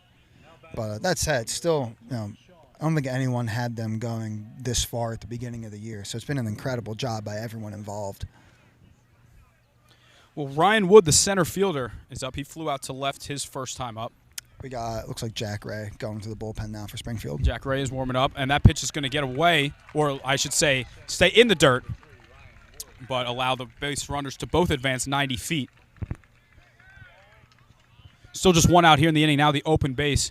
As mentioned, Jack Ray starting to get loose as we kind of expected. I think that Springfield's goal would be, obviously, to have Ray come in next and have Kraus close it out, which has kind of been the recipe so far. Yeah, it's Dolsky's, I would say, accuracy is getting a little. It's a hot day out here, too. Yeah. Like, obviously, I have not spent too much time as a pitcher, but I know for pitchers, just these hot days, especially when you kind of get some of these longer innings, it really takes a toll. Yeah, definitely will take a lot out of you. Well, Ryan Wood, the 9-hitter, is going to try and get something going here. That one's up and in. Doesn't seem like the velo is necessarily getting worse for Dulski. We're seeing kind of that fastball start to rise. The off-speed starting to go in the dirt. Kind of signs of a guy running out of gas. Yeah, and Ray not exactly rushing over there. That pitch is going to be grounded in the hole for a base hit. 1 run will score. The throw to the plate from Hopkins will be cut off, and Rustin has turned this game around. They lead it 4-3. The back and forth affair continues. 2-run single by the 9-hitter Ryan Wood, and then the 7, 8, 9 in this order for Rustin just went single walk single to flip it back for the top of the order, and it shows just the depth these guys got. Yeah, I mean that's what you need out of the guys sitting in the bottom of the order. For them to get a run against a tough arm, it does a ton for momentum. Well, the pressure now back on Springfield here in the bottom of the 4th. Jack Ray starting to throw a little heavier here. As mentioned, Brady Shuffler, not sure if he will be starting the next inning for Rustin, but starting to kind of really look like he's heating up. I would bet that he will be starting this next inning. Yeah, he might be. I don't think you have a guy going through the full throwing progression here. Yeah, he's definitely looking like he's getting going here. Back to the top of the order for Xavier Wood. He struck out and lined out so far today. 7 for 20 in the playoffs, throw over, nothing doing. That ball just squeaked through Jake Lennon and TJ Valetti there in right field. Yeah, bought the infield in, and when you do that, you cut off a little bit of the angle. Definitely made him pay for that. Pitch to Wood. He's going to square to bunt. He's going to get it down. He's going to part it perfectly. What a bunt. And there's not much you can do about that. Xavier Wood, the leadoff hitter with 2 homers and 2 doubles in the playoffs, lays one down for a base hit. And you couldn't have rolled that baseball any better than that. Oh, my God, yeah. Dulski could have fielded it perfectly. It would not have mattered. Just an incredible job, and it looks like we're about to get a change here. Well, Jack Ray didn't seem like he got too much into his warm-ups, but he's going to try to heat things up a little bit here. Yeah, it's going to have to come in and stop the bleeding right here. This is it's a 1-run game. You know what you're facing after, and that was definitely an interest. He was running in as the throw, so the ball's just gone beyond the fence. Well, that'll be it for Nolan Dulski. We'll get a quick update on his stat line here, and we'll tell you a little bit more about Jack Ray. Nolan Dulski, 3 1/3, 6 hits, 4 runs, 3 of those earned, 2 walks, and 4 strikeouts. He is responsible for the runners on first and second as well. Let's tell you a little bit about Jack Ray. Now, Jack Ray, unbelievable season as a junior last year. He was a big, big part of that rotation. This year, I wouldn't say took a step back, but took a step back in terms of usage with how much Kraus and Dulski were used. Kind of, accepted that role as the number 3 pitcher for these guys. His really only lengthy outing in the playoffs so far. He pitched against Upper Moreland, 4 shutout innings on the road against that 2 seed, letting up just 3 hits with 3 strikeouts. Came in to close out that Westchester East game and faced a couple batters before they decided to go to Kraus. He's a tall guy, so the ball gets on you a little quicker. He's not going to blow too much by you, but he's going to throw strikes. Yeah, he's a guy probably not the most velo on the team, but he throws 3 pitches for strikes. He's got a pretty good curveball. He does a good job of keeping guys off balance.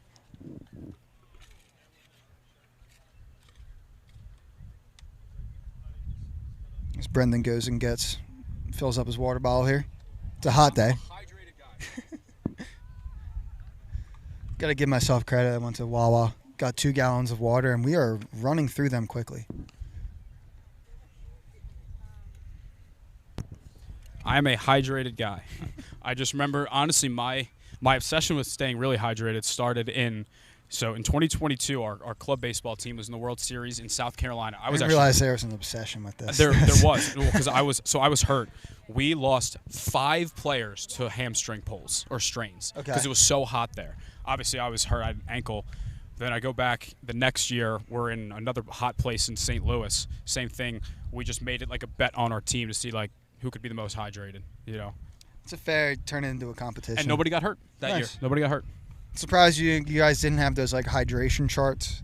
Yeah, right. All over the. Well, it was sent into the group chat. Like, you're a bad teammate. Yeah. You're a bad person. You're a bad guy. Exactly. You're a bad guy. Yeah. All right, back here, Jack Ray on the mound here. 1 out. Runners in first and second after Xavier Wood laid down a perfect bunt single. Jackson Roche, the batter, doubled and scored in the first, flew out to right field in his second at bat. I think a double play would be absolutely incredible right here. With the speed of Roche, it might be tough, but we got the double play depth here. Yeah, that is true. It's going to have to be a hard hit ball.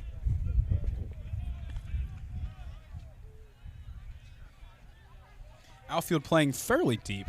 Not too deep. We're going to have a double steal here. Off-speed pitch from Ray. That ball's thrown into the outfield.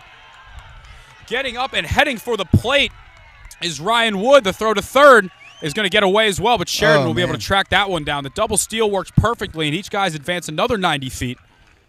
Rustin extends that lead to 5-3 with another runner 90 feet away. Yeah, that was they had that leg lift read perfectly. It's almost as if they knew that pitch was an off-speed pitch coming too.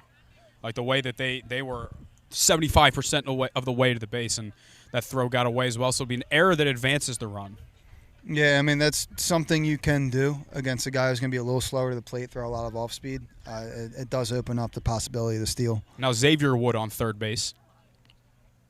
Slider's going to be away. Jackson have to get through a couple innings here.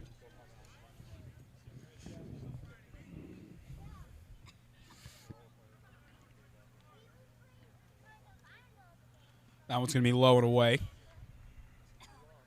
So, Ben, we'll say hypothetically, if the next pitcher for Springfield in is not Drew Krause, who could it be? Could it be Denny Monastra? Probably Denny Monastra. Right, that would be my guess. Landon Reagan's thrown some for them. He threw an inning in that Upper Perk game as well. TJ Valetti threw an inning. I'm assuming that's not what they want to do, ideally. Probably not, but he could be a guy that, depending on what you want to do with the lineup.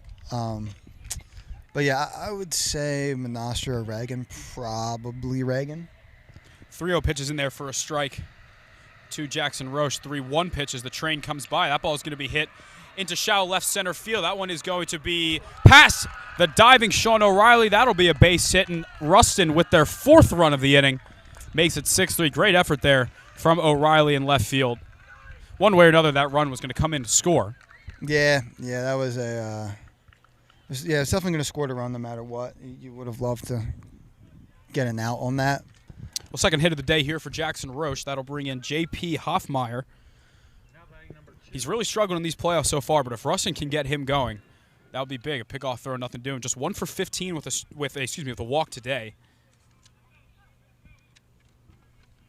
He'll be heading to Virginia Wesleyan University. Don't know what part of Virginia. Maybe the Wesleyan part, perhaps. Throw over.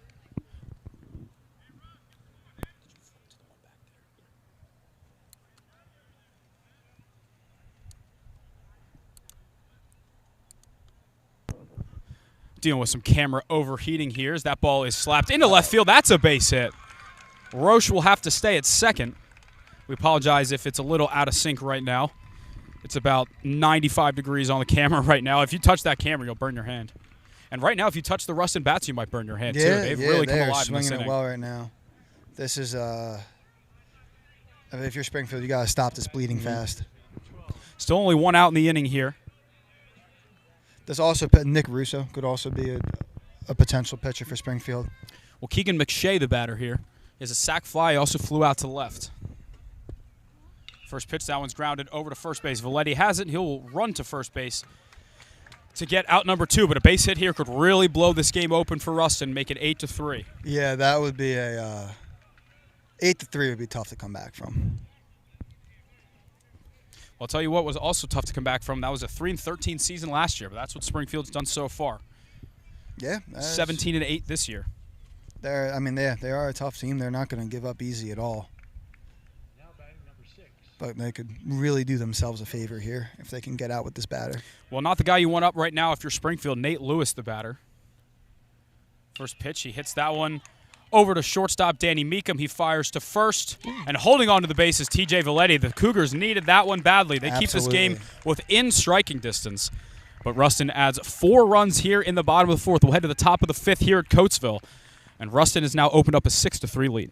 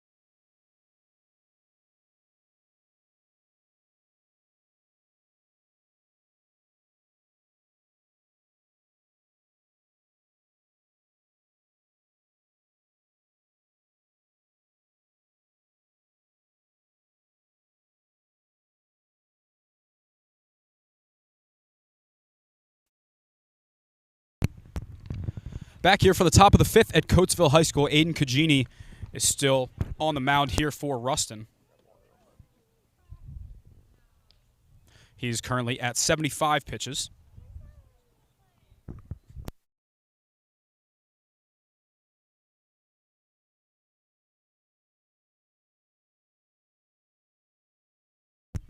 Get a quick word here from our friends over at the Delco Beer Stop. Helped support this stream as well in Prospect Park here. They were able to support as well. Our guy, George Petrellis, reached out to help support, so thank you so much. Head over. Listen, if you need to stop and get some beer in Delco, it seems like that's the place to do it. Yeah. Like, just based off vibes. I have not been there yet. I'm going to have to. Hopefully they have my Surfside iced teas, because that's a free ad I will gladly share. It's 2 fantastic words, Yep. Delco and beer. First pitch is in there for a strike to Danny Meekum, who ended that inning by fielding that ground ball. We've also just found out that Xavier Wood and Ryan Wood are not related. No, yeah. Good info. That ball is chopped over to third base. A barehanded effort, but that's going to be an infield single for Danny Meekum. It'll be his second single today. I think his only shot was the barehand but that's a tough play, man. Well, if any of my Strathaven Panthers are listening, that was my old English teacher, Dave Wood. Or, excuse me, Matthew Wood. Matthew Wood. I always called him Mr. Wood, so that is his son over there at shortstop. Very good player. Very good player. I'll tell you what, too. This Rustin infielder really does a good job of picking each other up after errors. Mm-hmm. I mean, not that was an error. Tough play. I'm calling that a single. Yeah. Yeah, but you kind of see after that, Wood kind of goes over, gives him a slap on the back. That's good in a tough game like this. Nick Corse, your batter here. So far on the day, he has singled and he has also flown out to center field. Swing and a miss. Brady Shuffler is waiting on deck, but we also have some more potential action going on here in the Rustin pen. We got some friends joining over there as well. And someone doing bands over there. I believe that's Calio over there doing bands. I'm sure he'd love to close this game, but I think he would probably love even more if he didn't have to. Yeah. That would be the biggest victory.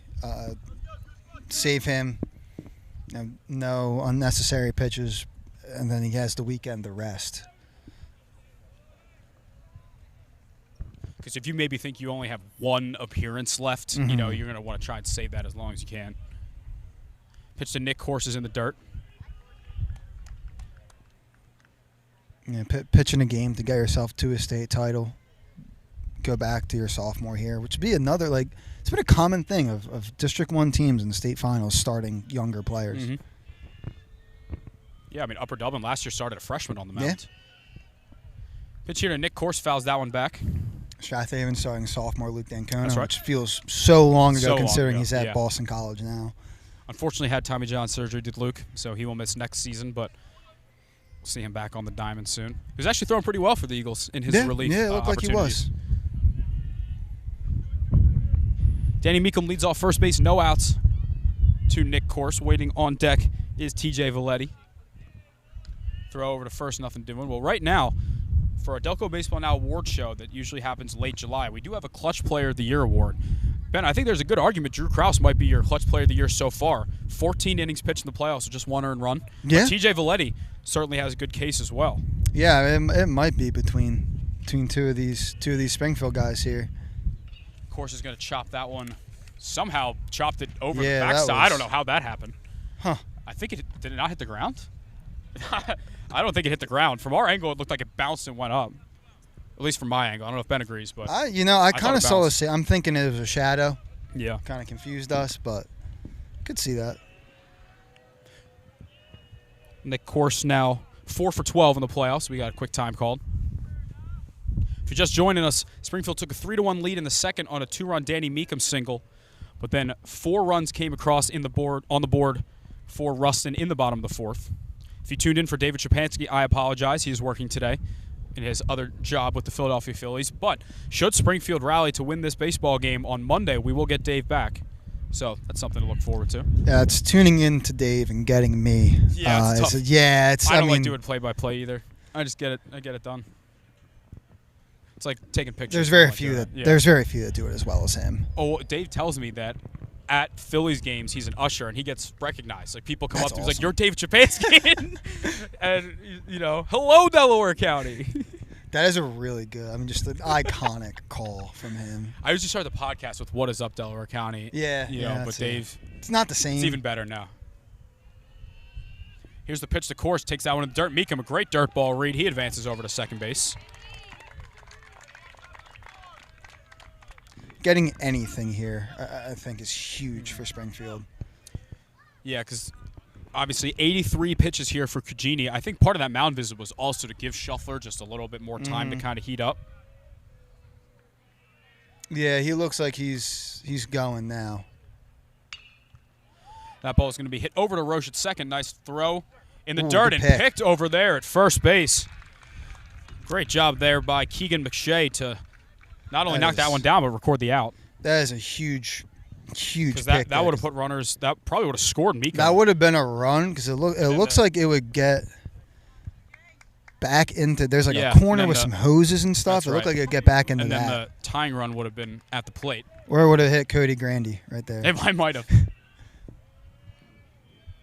TJ Valetti, the batter now. I'll tell you what, that right field line is looking pretty juicy for TJ right now. Yeah, I mean, I think right now we just need a ball in play. That's the key. Get something past the infield's back. Get something past the pitcher. I think if you're the Cougars, you can get out of this with 1 run. You feel not good, but okay. Yeah. Like you feel like you're getting back in the, get the momentum back a little bit You need something because you want to let them get that shutdown inning here. Even a sac fly, I think they'd be all right with. Yeah, just make it 6-4 instead of 6-3. 86 pitches for Cugini.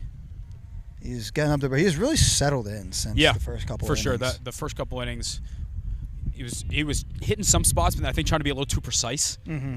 Once he realized he was getting those corners, pitched to Valetti, a big swing, ow. and I think off his foot. Yeah, it looked like it hurt. Couldn't tell from TJ, but Yeah. that definitely hurt a little Now, bit. a good friend of mine, Ryan Elias, after he saw the Tomahawk TJ Valetti homer, said something along the lines of he should be playing baseball in 1920, not in the 2020s, just because he's a big, strong guy. There are no batting gloves, kind of, I wouldn't say like bad mechanics, but a little bit more old school. See, I still. That one's upstairs. Oh, good pitch. Was that catch right on the inside I corner think there? so, I think maybe. TJ's reaction to thinking it was going to be more up and in Yeah, kind of yeah, made me it- think it was going to be more up and in. That looked like it had a little bit of late run. Little two-seam run in there. Well, with the PIAA playoff rules, you are allowed to throw 105 pitches, and you can finish an at-bat. Ben, what do you think is the most pitches someone's ever thrown where the last batter before the you start the account, you start the at-bat before the pitch count, and then you go, that one's in the dirt. I think it would be hard to see anything over 115. Yeah. Yeah, if you have a 10-pitch at-bat, like at some point you Yeah. got to be as a coach, like, hey, we're not making you throw 120 pitches. Well, Brady Shuffler is certainly starting to get hot in the bullpen here. Pitch, that one is upstairs here to Johnny Hopkins. He struck out looking in the first. He also walked in the third. It's a good grab there from the catcher. Yeah, someone else, too, throwing some plyos over on that makeshift plyo wall that we were talking about. Yeah, I think that is number 10 for Rustin. Yes. Definitely number 10. We'll get you an update on that. Can't say I have the Rustin numbers memorized. Looks like we're going to get a quick mound visit, which I assume is probably just to give their guy a little bit more time here. Or are we making a change? We might. He's trying to find out. He has no idea if he's going. Yeah. I don't think you do it in a 2-0 number 10 count. is Brogan Walsh is also starting to kind of get loose. I think at this point that they would love to patch it together. I wonder if a 6-3 game, if Calio would potentially, because I feel like if he's gonna get hot, he's gonna want to come in. That's kind of where I would be at. Yeah. Or maybe just to see how he feels. I would say no. I'd say two runs or less, maybe. Yeah. I would agree. Well, for now, Cugini will stay on the mound. He's at 90 pitches, 2 outs. I would have a feel. I also said this after the last inning, but I think if he retires, whoever our batter Johnny Hopkins is right here, then you'd think Shuffler would start the next inning, but who knows? Yeah, I would probably go with that. I mean, he's battled for them. This pitch to Hopkins, that one catches the inside corner. Great pitch. You know, he's done such a good job at the right-handed hitters going outside that sometimes I don't think they're expecting him to try and go for that inside corner. No. I mean, especially as a high school pitcher, if you can establish the inside corner, you really open yourself up. That one's going to be chopped foul out of play, and you got to think for Springfield here, you don't get this run in, it's going to be a little deflating for that dugout, keeping it at a 3-run game with only 2 innings to work with. Yeah, this that's going to hurt.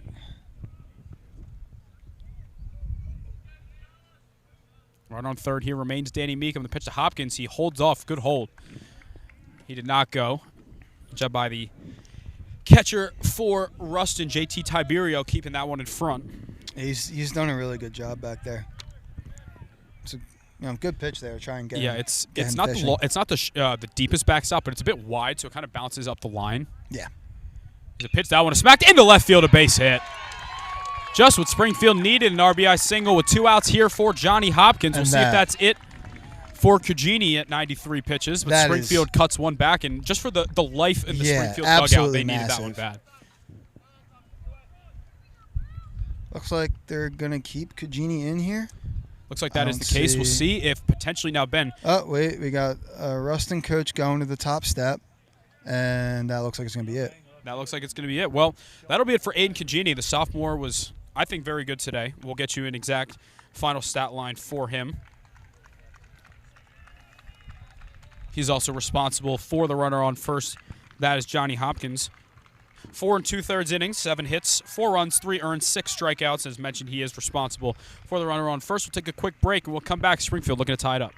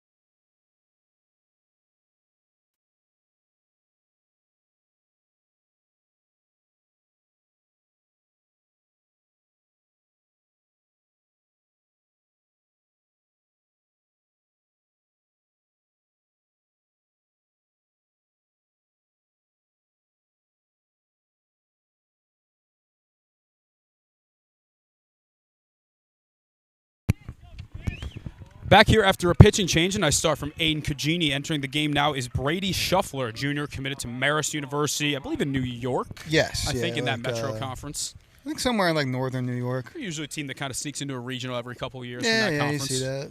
They were like Fairfield. Yep. Okay. First pitch outside there. Brady has done 3 innings so far in the playoffs, 3 hits, 2 earned runs, and 2 strikeouts. Sean O'Reilly, the batter, he doubled his first time up and also struck out. Oh, we got spiked the ball in the bullpen, hit the wooden frame for home plate, and shot into the Springfield crowd there. Trying to take out our fan base one by one here. I don't think it would have hit someone hard enough to take them out. Also, thank you to both my mother and Ben's mother for texting us that the camera was out of battery and had to switch that battery. That's good, though, that now we know how long the battery lasts for future references. O'Reilly squares the bunt, pulls it back. Ben, do you think we see Johnny Hopkins steal here, or do you think down 2 that base runner's too valuable? If they can get a good read off the pitcher here, Shuffler, probably. But I think until you got him, you probably want to stay safe, stay there. Especially if he's not throwing many strikes. Ooh, Hopkins did not quite see that one. I almost got back to the pitcher there. Better be cautious, though. I get it. Yeah. I will say, just from the early 2 pitches, looks like from here maybe a little tick up on the velocity from Shuffler. Probably a bit, yeah. You know? Looks like Shuffler and Cugini will be leading this rotation next year when AJ Calio heads off to Vanderbilt. Yep.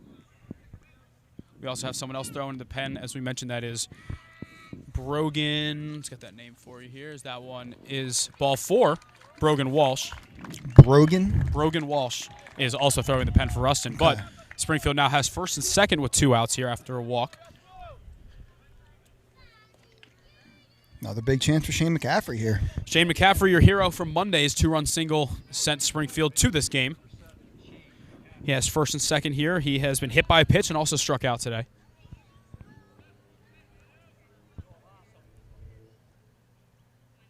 Pitch takes that one on the upper inside corner.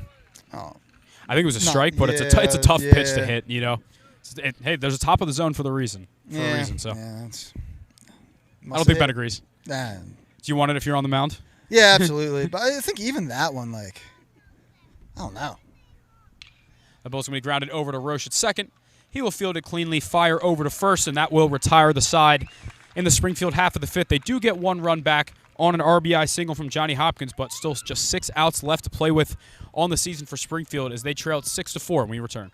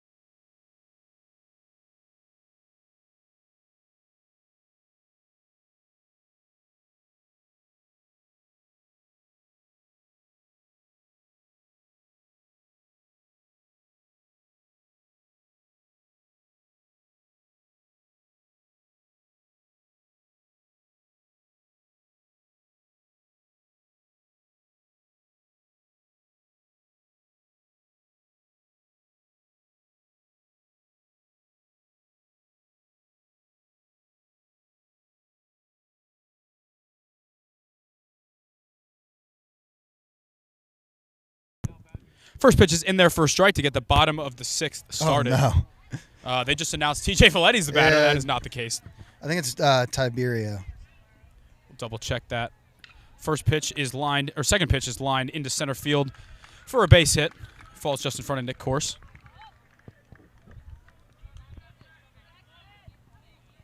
I believe that was JT Tiberio that led that inning off with a single. So Cole Hoffmeyer, the batter, he singled twice today. Yeah, definitely a good day out of them. And we got, looks like a pinch runner. Courtesy for the catcher, I believe. Oh, yeah, you're right. Try and get that name for you in a Isn't sec. that only with 2 outs, though? No, you can do whatever. Oh, okay. Oh, yeah, you're right. J.J. Dorsey Hubbard, the batter. He flew out to left. He also walked and scored. This is not J.J. Dorsey Hubbard. This is Hoffmeyer. This is Hoffmeyer. I apologize. It's getting late here. We're starting to. The brains are starting to Heat go. poison? No. Sun poisoning? Yeah. There's a word I'm looking for that I can't think of. Heat stroke? No, I'm getting heat stroke. Whatever. Can you see the number of our courtesy runner here? No. Last game changer.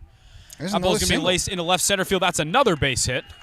Rounding second and heading to third with authority is our courtesy runner that we can now confirm is number 9. And is not on the roster on game changer. Maybe, game over, illegal player. Probably, yeah. Yeah. Springfield did the same. Bought up about four guys from the JV program.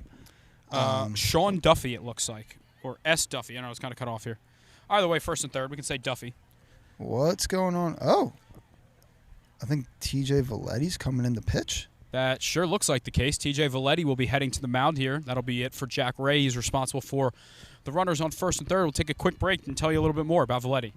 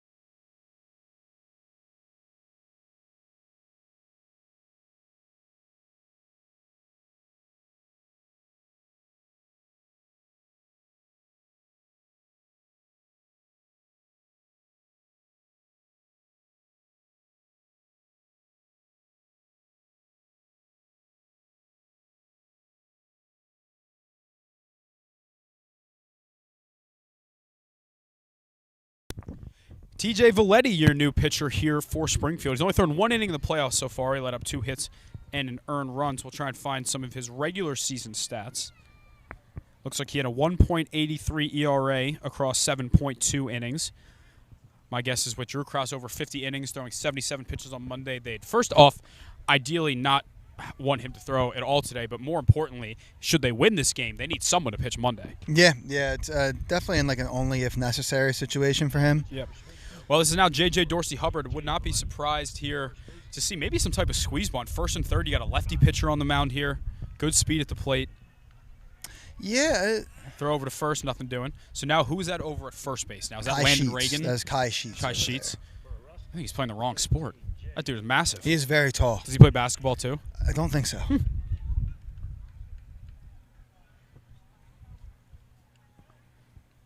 Yeah, I'd be between some kind of That ball is going to get away. Looks like hesitating and heading back to third is Duffy. Advancing over to second base is Hoffmeyer. Looks like Sheridan's a little banged up. That looks like Sheridan might have injured himself going to try and find that wild would really pitch. not be good. And with J.P. Phillips out for the year and Sheridan also a little banged up here, looks like he's holding maybe a hammy or quad or something. We have a backup catcher starting to run around a little bit. That is Sebastian Simone. That's a great name. Running out that way. Probably he's going to get the rest of his equipment. Grabbing exactly his gear just in case. Yeah.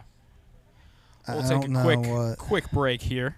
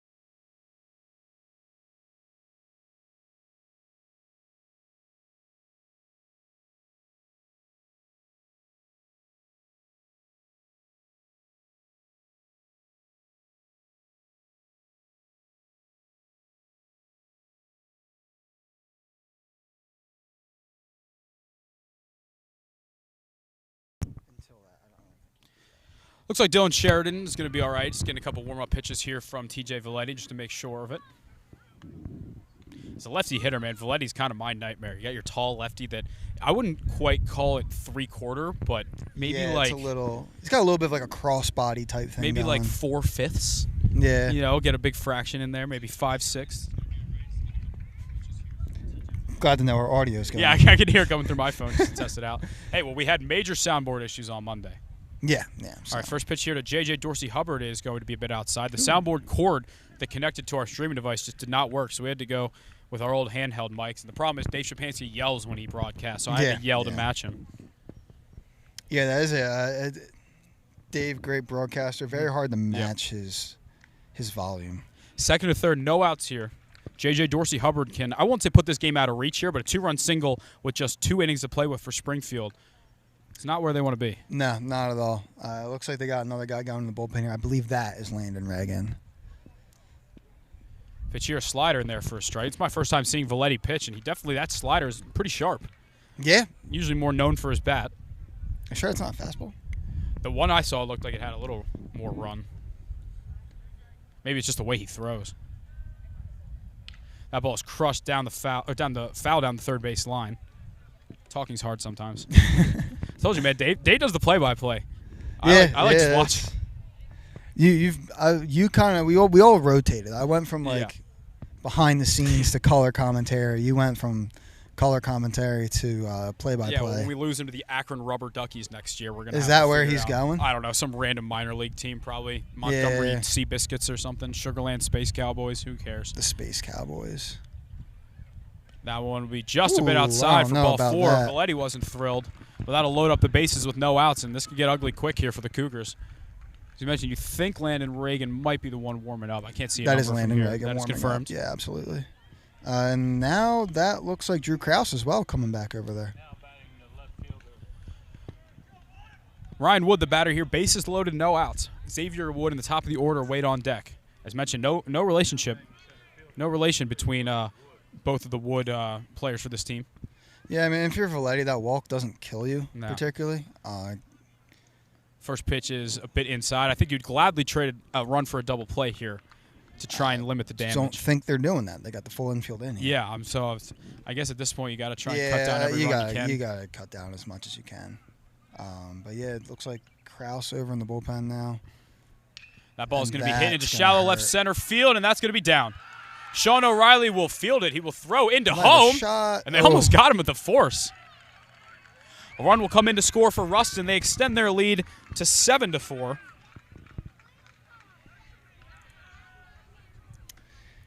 Yeah, it's just a good piece of hitting there. Get that down before the outfielders, and that's all you got to do. As mentioned, Drew Krause starting to warm up a little bit here along with Landon Reagan. Base is still loaded, no outs. Hoffmeyer on third, Dorsey Hubbard on second, Ryan Wood. And as we mentioned earlier in the last time they did this, the Rustin bottom of the order has just been setting the table for the top of the lineup. First pitch is in their first strike. Yeah. I mean, when the bottom of your order hits like this, you're going to have a really good shot to win. Bottom of their order in their last 8 plate appearances has reached base 7 times. That last 4 in the order. And that one's an off-speed pitch. Good job by Sheridan keeping that in front. Yeah, I mean, it's going to be really good for you when the bottom of your lineup can do that. And on the other side, that's going to absolutely kill you.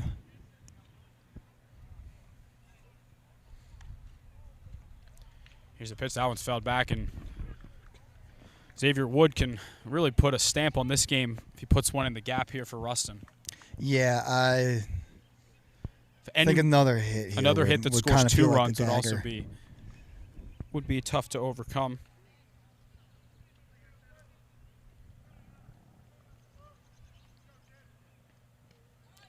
That one looks like it might have just missed outside. Yep.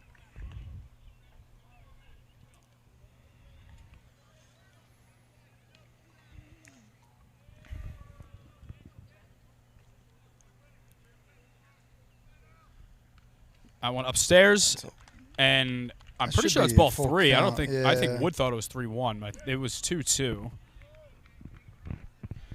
See, umps don't hold it against you if you don't know the count. Yeah, they hold it against you if you try and show them up. Yeah.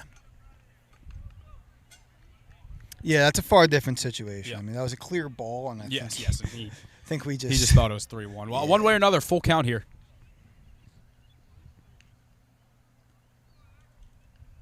Here's a pitch. Ball 4, he walked him. Don't think Valetti was through with that one. It might have been a little bit outside. Yeah, not happy at all with that. One way or another, Rustin is now doubling up Springfield. They lead it 8-4. That'll bring in Jackson Roche. He's doubled, he's singled, he flew out to right. Looks like we're going another. And it looks like Drew Krause is going to come in and try and stop the bleeding. I don't think he's thrown off the mound yet. So that's... Well, when we come back, we'll tell you a little bit about Drew Krause as he looks to try and stop the bleeding here.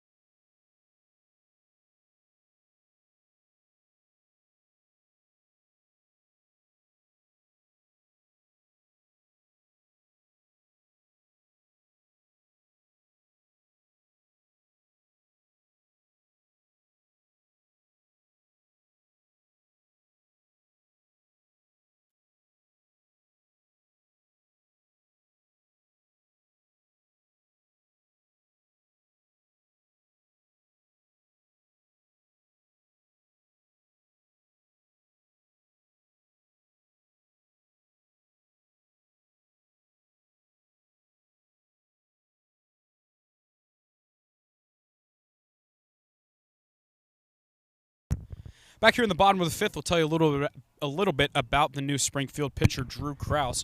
Back on Monday, he threw a complete game shutout against Southern Lehigh to get Springfield to this game. He's thrown 14 innings in the playoffs so far, and the sophomores allowed just 1 earned run with 10 strikeouts compared to just 1 walk.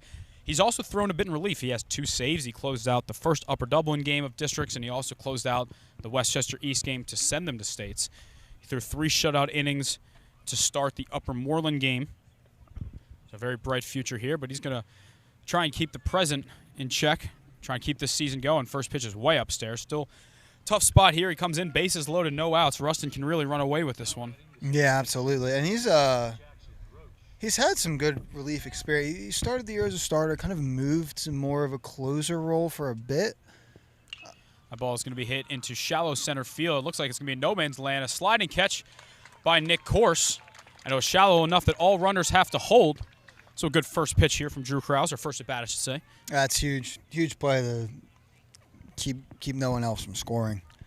Well, J.P. Hoffmeyer, the batter, struggled a bit coming into this game, but he's got a single and a walk to go along with a strikeout where he reached first base. Yep, not Drew Krause. The guy behind the plate is reading off the wrong. I think he the is, wrong yeah. side of the pitch. He just said Drew Krause is hitting. Maybe he just said now pitching. No, he said hitting. Oh, there we go. Oh, actually, maybe they. Well, either way, J.P. Hoffmeyer takes a curveball that hangs a bit upstairs. Maybe he did. Maybe he did say that. I heard batting, but. Well, we have Ryan Wood is on second base. Xavier Wood is on first base. That ball's fouled back. Looks like TJ Valetti went back to first base after that. I guess so. J.J. Dorsey Hubbard at third. Quick little appearance for Kai Sheets in that game. Yeah, come right. and play a couple batters and head looks back. like Landon Reagan, I think, still throwing a bit here. I mean, I assume they're not going to want, especially if this game gets a bit out of hand, to throw Krause too much. He threw 77 pitches on Monday, so he had the appropriate amount of rest to come in and throw a little in relief. I'm sure him pitching day was always a part of the plan. That pitch is going to be lined right to Jake Lennon, who drops it, and he is, I think, in pain. I think whatever his injury was earlier suddenly just came back again. Yeah. I'm not sure if – I don't think he caught it. No, I think he did. Well, all the runners advanced. Oh, I guess you're saying. How is that not on the transfer? I would have said that was on the transfer, but whatever his injury was clearly just got re-aggravated. Yeah. We'll see what the umps decide here. I'm assuming – It looks like out. Well, Can't tell.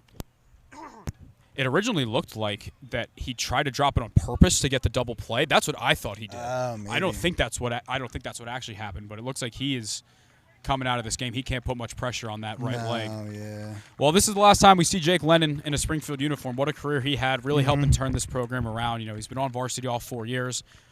For anybody that liked watching him play, you won't have to go too far to see him. He's heading to Widener.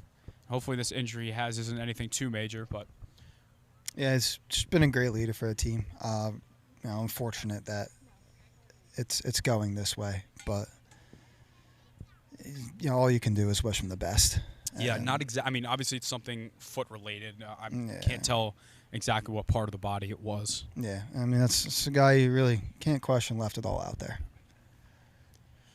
Well, we have not been given an official ruling yet. If I had to guess, it seemed like they were going to rule that it was just he dropped it, which I don't think makes sense because I thought it was on the transfer. Yeah, well, so the first base runner is no longer. I think they're going to call it an out, but all the runners are free to advance. That would be my guess, which they are. But also, I think there was a tag. Actually, no. I mean, that would be interesting though because if it was a catch and a transfer, then all of those guys would have had to go back and tag, right? They went back and tagged. Oh, okay. Issue. So this is 14. Jake Lehman. Jake Lehman is our new second baseman.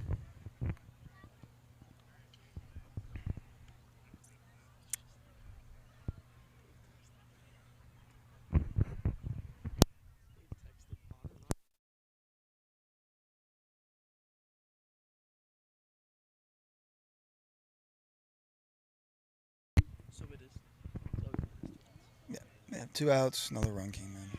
All right, well, I believe the official ruling was that it was a line out, but the runners were free to I guess, tag up in advance, so it would be 9-4 now. Keegan McShay, the batter, has a sac fly. He grounded out and also flew out. A 9-4 Rustin lead here in the bottom of the 5th. Yeah, I mean, if it's not out of reach already, a base hit here could really put it. this one away for Rustin. Pitched that one just a bit outside.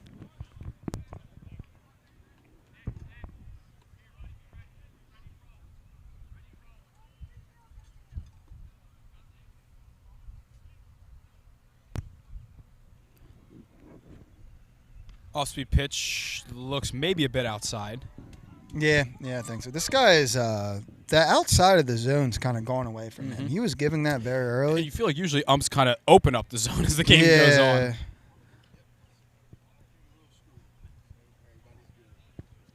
Yeah, it's hard to tell from here, but that one's going to trail away. There are a couple questionable ones on Valetti. I don't know that I necessarily agree with that one either.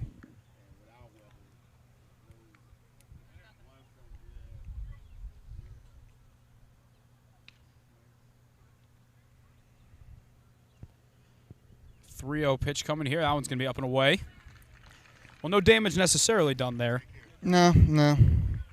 Nate Lewis steps in.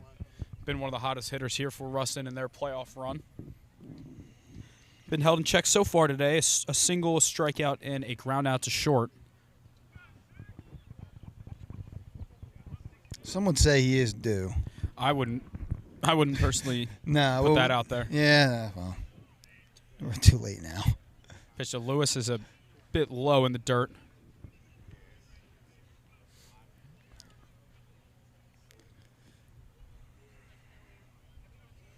Yeah, definitely deflating past couple innings for the Cougars. Well, especially losing one of your captains to an injury like that is definitely a tough pill to swallow as well. Absolutely. I was going to catch the inside corner. To even up the count at 1 to Nate Lewis. Nate, a senior who, based on what I could find, does not seem to be playing baseball in college. I could have missed something. This is Nate Lewis, you said? Yes. Yeah. I'm not sure. One of only 3 seniors in this starting lineup. Off-speed pitch, that one's in there for a strike. Krause has a very good slider. And as we kind of mentioned earlier, we don't really get to see many games from behind the center field fence like this. Like a lot of fields, we try and go behind the plate. There wasn't much room, and it worked out for the best because of the way that the parents are kind of set up there behind the center field fence. We might not have been able to see well. Here's a pitch, swing and a miss. He got him. Well, the damage has been done here. As Rustin adds 3 more on, they take a 9-4 lead in the 6th. Springfield has just 6 outs if they want to save their season when we return.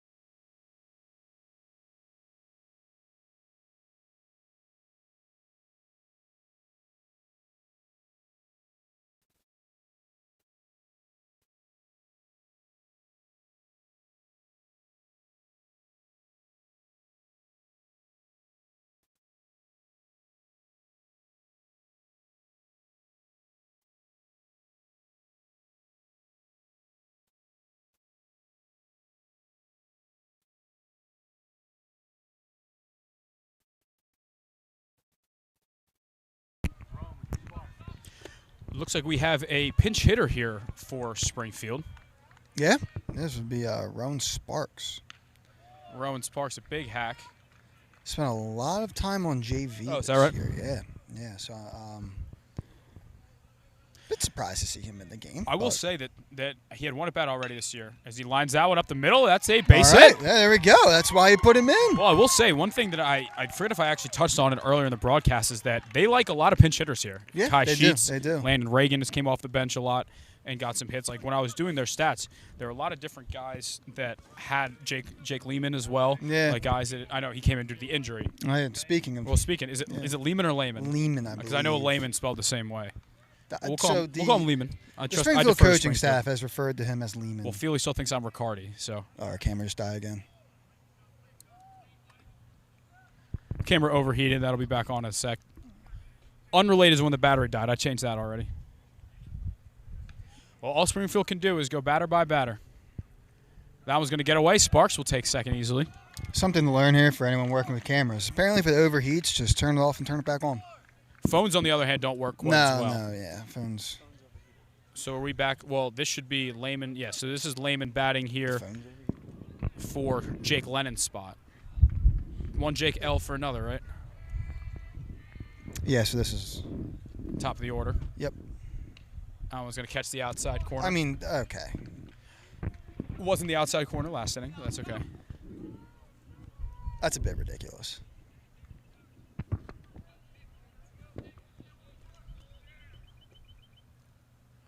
That was going to be in the dirt, and Sparks is going to be able to head over to third base. Couple wild pitches here. Got some action in the Rustin bullpen here. It looks from the mechanics to me like it's AJ Calio getting ready here. We'll see it. No, it's not based on the number. That's Brogan. What do we have as the last name here? Brogan Walsh. I had another pitcher next to him as well. So I'd imagine unless it gets closer, you're not seeing a Calio relief appearance here.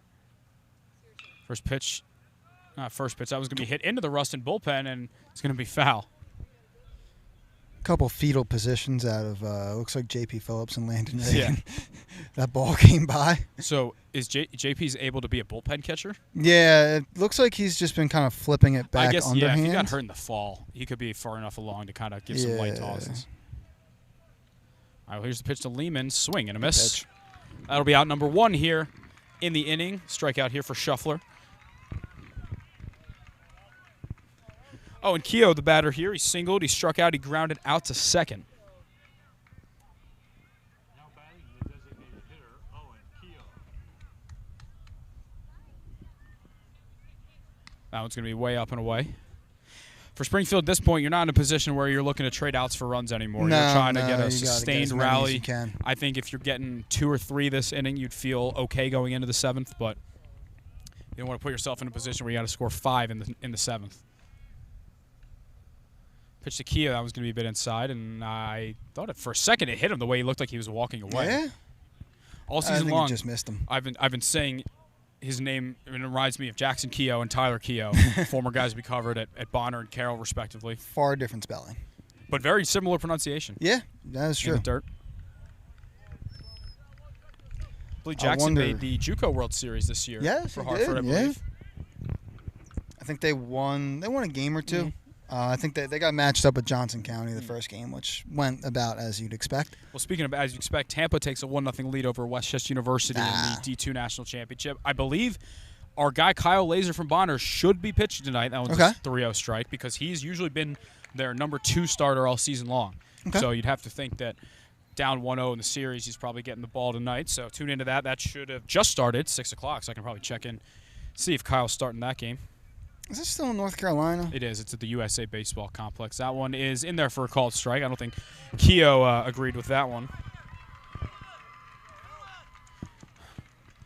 Nice fan section traveling over from Rustin, not too far away. I can verify living in Westchester is about 23 minutes to get here. It's a bit further from Springfield. Yep. That ball is wasted away by Keogh. Well, I'll be moving to Downingtown in a couple weeks, and officially our apartment is going to be in the Coatesville School District, which is very bizarre because you can almost see into Downingtown West from our building. But just the way it's zoned, we are in the Coatesville District. Not that, knock on wood, we're having any kids in the district anytime soon, but that's where we would be zoned. If it were to happen. Yeah. That one's upstairs, ball 4. Well, base runners are what the Cougars need. They now have 2 of those. That'll bring in Danny Meekum, his 2-run single back in the second inning, gave Springfield a 3-1 lead. He has 2 singles. We're going to get a quick mound visit from the Rustin infield, not a coaching visit. Yeah, probably smart. Just go calm your guy down. I'm interested how long of a leash he does have. You're up 5. I imagine you don't want it to get too close. I know there's been a few guys throwing, so.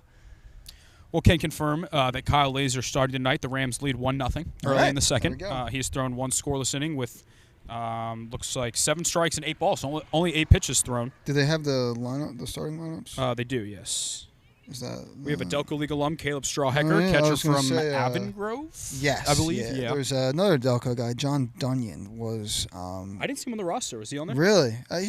Maybe he got hurt, but he was a utility guy. Where's he from? Delco League guy. Yeah, Delco League guy. I was looking for Delco No, Towns. He might still be on there. He is a Delaware guy, I believe. That's right. Double check. Chase Jones from North Penn. I covered him. Evan Weinberg from Carroll's a bullpen pitcher. Yes. Yeah, John Dunyan from Sally's. Yep. Yep. I think both Weinberg and Laser are seniors. Okay. Weinberg's from Norristown, so he grew up playing. Okay. Norristown, not too far from Carroll. Yep. First pitch in there to Danny Meekum, right down Broadway for a strike. Looks like they're trying to make him throw a strike before going, which is probably a good call considering it's been a little wild to start this inning. Well, Meekum will again return as the shortstop for this Springfield team next year. And that ball is going to be lined into center field. That'll be down for a base hit. The throw over to second. He is safe. Almost got the out at second as Keogh had to wait. Yeah, that's a tough one. It's a real tough one. Well, that'll be a 9-5 game with first and second, and still just one out. Well, it's guys you want up in the order now: Nick Corse and TJ Valetti. I'd imagine both of these guys probably have to go ahead to take a pretty big swing. You could say that. We got a quick mound visit here from the Rustin staff. I think this might be a move. Be it. Yep, double clap, take the ball, and a handshake. Looks like that'll be it for Shuffler. Will get you his final line. It looks like Brogan Walsh is going to be taken over, barring any late change from the Rustin staff. I don't believe anyone else is getting hot. No. Well, as you say that, someone else. I believe this was number 5. That's going to warm up now? Yes. Okay. So it looks like they are really trying not to have to use Calio if they don't need to. I sure think they wouldn't want to, yeah. Yeah, probably the way to go. Give him a couple days, see if he's feeling better on Monday as well.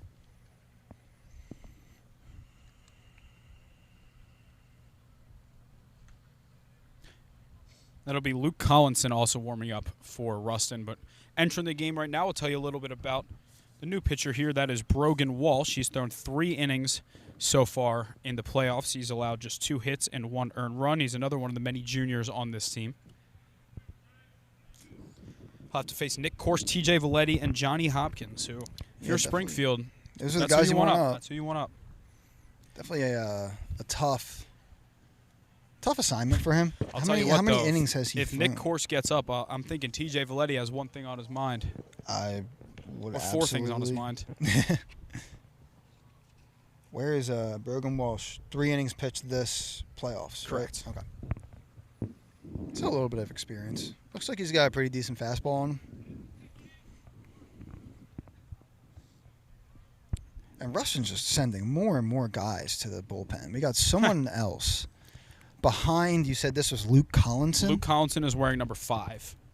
Yeah, so now we got someone else behind him that looks like they are just ready to go in as well. Ryan Wark would be my guess because he's also thrown an inning in the playoffs. And you don't 22, usually... is that? I do not know, but I will check that here. That's who's back there. Landon Reagan's been throwing for a while. I wonder if he's just like trying to hold on to one of those mounds so Rustin can't get multiple guys warmed up. That's honestly not the worst thing you've ever said here. Ryan Wark is also the other Rustin pitcher over there, 22. That's not the worst thing you've ever said. Is kind of a tough. No, you said worse. Yeah. Yeah, that's tough to hear after a take. Though. Yeah. Like yeah. That's. I'm trying to think. What is the worst take we've ever had? Well, speaking of that, we're standing on Coatesville Field right now. I picked them to win the district, and they lost in the first round. Not a great take. See, that's not your worst. Though. No, it's we've not. We've had. No, but I was thinking just being awful. on the Coatesville Field. It kind of reminded me of that. Well, Nick Corse, your batter here, looking to give the Springfield side some life here. If he's able to get on base, TJ Valetti's got that pop that could potentially tie this game up. There was a. I don't know if I want to actually. Nick Corse takes that way upstairs. Don't know if I want to throw that shade or not. there was a team we had in a power ranking a couple years ago to start the year a couple years ago that everyone was like. Was it Harriton? Yeah, I wasn't going to go by name. That's okay because they knew. Of course, pops that one up. That's foul. That everyone was really on us about early, and they made the playoffs the year before. Yeah, yeah, and they returned some, but that didn't age well at all. What else was tough? I think I picked Anterboro to win a game, to beat someone pretty good. That was a tough one. That one's going to get away. Did not hit Corse, but both runners advanced. Keogh to third, Meekum to second. Can make things real interesting with a base hit here. As mentioned, the lingering storyline here is, will we see Vanderbilt recruit AJ Calio out of the bullpen for Rustin? I know they ideally would not like to, but if it becomes the situation, don't be surprised. I think at this point, if it's going to happen, Springfield's going to have to go into the bullpen and drag him out. Yeah. Like it looks like Rustin is really committed to not throwing him. Pitch to Corse, that one's wasted.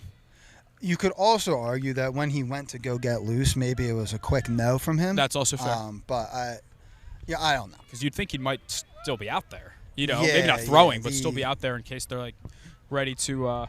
Whatever it is, they seem to really be trying to get through this without using him. Quick time from Corse. He's got the count 2-2. See, now we're still not really in the position where we want to trade outs for runs, but I don't think anyone from Springfield would be upset with a sac fly to cut it to 3. Maybe not thrilled, but no, yeah, I mean you'll take it. Good job taking that one a bit upstairs. Ump looked for a second like he was going to pull the trigger. He kind of took a little step back that I thought that was a decent I thought he was kind of winding up there. It was a decent frame from the catcher there. But he made that look a lot closer to the zone than it was.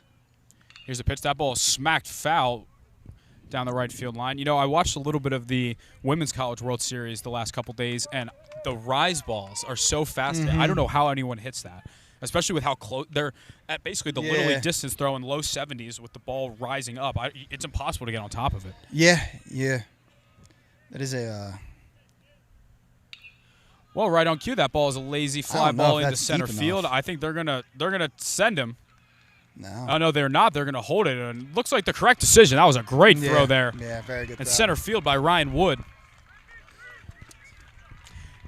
Perhaps he wasn't quite as deep as I thought he would, but thought he was. But no, I mean, like we had said, he would have been dead out. It's not crazy deep to this part of the park, and he did come in a bit. Yep. Well, this would be huge for the Rustin pitching staff to get out of this without letting up more than just that one run. But a base hit by TJ Valetti, who's been their clutch hitter all playoff long, would make this potentially 9-7 game if Danny Meekum's able to score. Yeah, things would get really interesting if he's able to convert here. First pitch to Valetti is low. I will say this, the Springfield dugout, they just feel down right now. You're not hearing too much coming from them. No, and hard to blame them.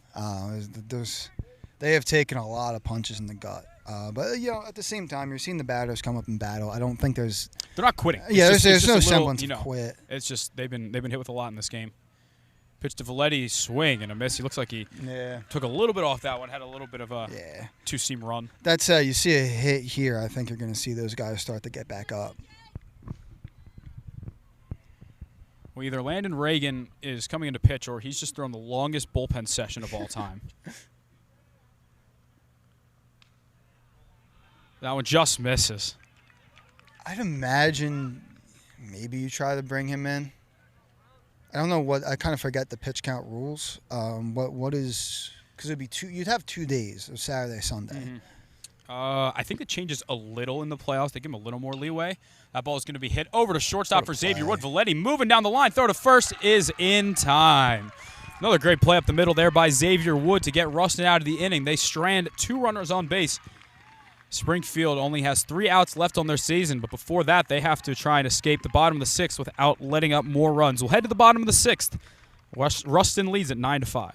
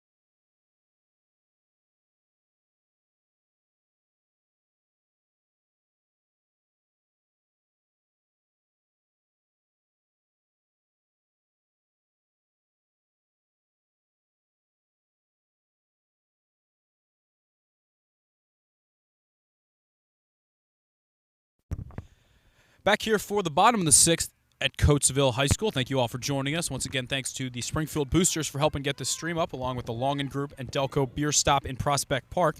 Drew Krause back out here for his first full inning. He came in relief last inning. He's going to try and keep this a 9-5 Rustin lead. It's been a lot of hits in this game. 20 total hits, 11 for Rustin, 9 for Springfield. Yeah, definitely. Definitely a bit of a change from Springfield's last game, where it was a 2-0, really quick. Really just this whole playoff run. I mean, they've been playing not low-scoring games, but lower. Yeah, agreed. East was 5-3. Southern Lehigh was 2-0. I think the first game was either 5-4, 6-5, that Upper Dublin game. And this is a really strong Rustin offense. And, and like we mentioned, they had a good day. They're also returning a lot of guys. Yeah. That ball is crushed foul. Oh, it looks like it might potentially stay in. Oh, good effort. It actually did stay in play. Yeah, what the? Sean O'Reilly's hearing it from the Rustin student section down the left field line, but that was a tough one. I couldn't tell if it was going to stay in play or not. Yeah,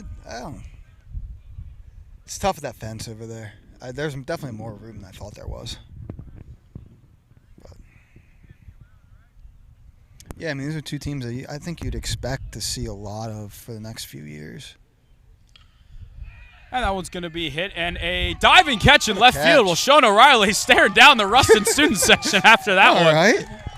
Got a bit of revenge on that diving catch there for out number 1. They're giving a little bit of a, I don't know what they're doing over there, but.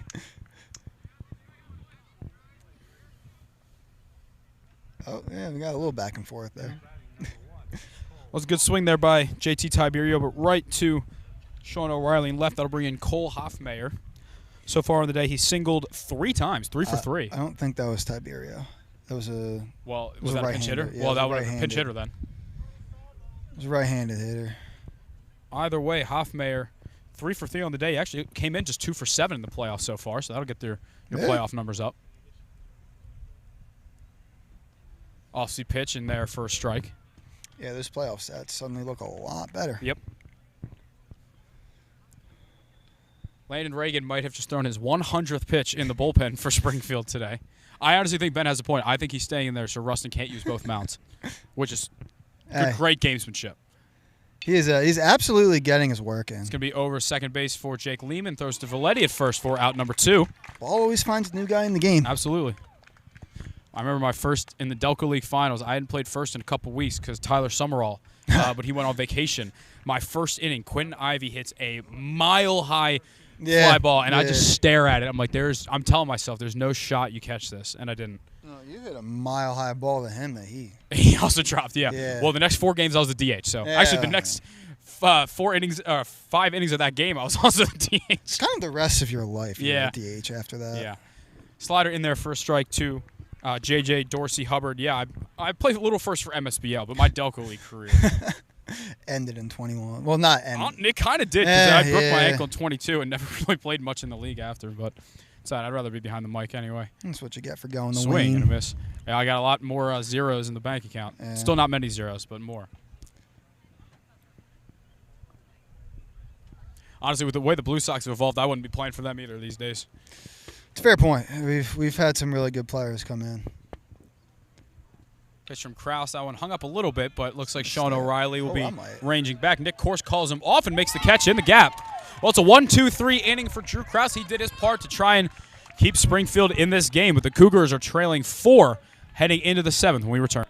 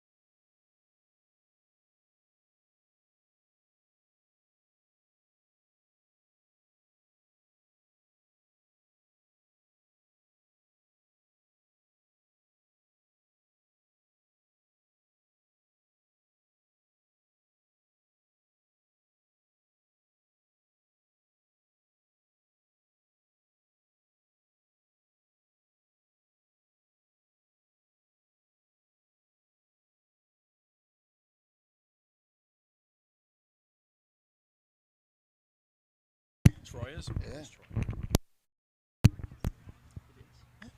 Back here for the top of the 7th at Coatesville High School alongside Ben Thorpe. I'm Brian Ricciardi. Thank you, everyone, for tuning in. Thank you for the boosters, for Springfield, for helping get this on. If you're a Rustin fan joining us, welcome. Not too far away over in Delaware County. And with the way this team has looked today and, over the past couple years, I would not be surprised to see us doing another one of their games in district playoffs in the coming future. And Johnny Hopkins will lead this one off. He takes a ball down low. Looks like Brogan Walsh staying out there, and warming up in the bullpen is Luke Collinson. Looks like potentially Rustin could get their wish of AJ Calio not having to pitch today. Yeah, it's looking good for them now. Obviously, Hopkins takes that one, though. You hope the best for his health. Yeah. Yeah, he's a good kid. I knew him from my old job and just kind of watched him grow. I met him before his junior year, kind of around when he was, deciding where to go to college, and just always been super nice, down to earth. And you can't always say that about some of the the elite players and that are going to the elite schools, but I mean, that's it. I think every player we've dealt with, I think, has been nothing but kind to us. Yeah. So not that there's anyone unless we don't put them in the power rankings high enough. That is. Then they let us know. It's a little more of like a playful thing, though. I feel like it's. Yeah, I see some of the comments. Well, the burners. You're not the ones getting DM'd. Yeah. A 3-0 pitch is in there for a called strike, so it'll be. We have had to delete some burner comments. So it'll be, unless there are any pinch hitters, it'll be Johnny Hopkins, Sean O'Reilly, and Shane McCaffrey due up this inning. We'll do our best to try and see if there are any pinch hits, because we know Springfield's not afraid to get the pinch hits. That ball's going to be grounded over to Xavier Wood at short. He's going to charge it. Really nice throw. Wow. Over to first, picked in the dirt. I should say nice field, and picked over there. Keegan McShay, second pick of the day. Yeah. He's done a good job at keeping them, bailing out some of your infielders there. It was a tough hop by Wood, and I'm not sure he fully gripped it after kind of having to, get up on that ball. Just a really solid overall infield for Rustin here. These guys make all the routine plays and, even go a little bit beyond that as well. Still be Sean O'Reilly, and for good reason. He's doubled, he's walked, he's also struck out once. Yeah, so had a solid day. I think got the offense going a little bit with that double early on. That one's upstairs. I imagine if he gets a hit, our Rustin student section, who's kind of, I think, left. They're not really there right now. Yeah, well, I think they kind of go under the tent. Oh, I see them down there by the dugout. Yeah, maybe they're following Sean. Or that, yeah. That one's going to be on the outside corner for a strike. Yeah, I think that might be. Yeah. Yeah. Thankfully, I was never good enough to have student sections obsess over me, because playing first base, you have, that side of the field right there in your ear.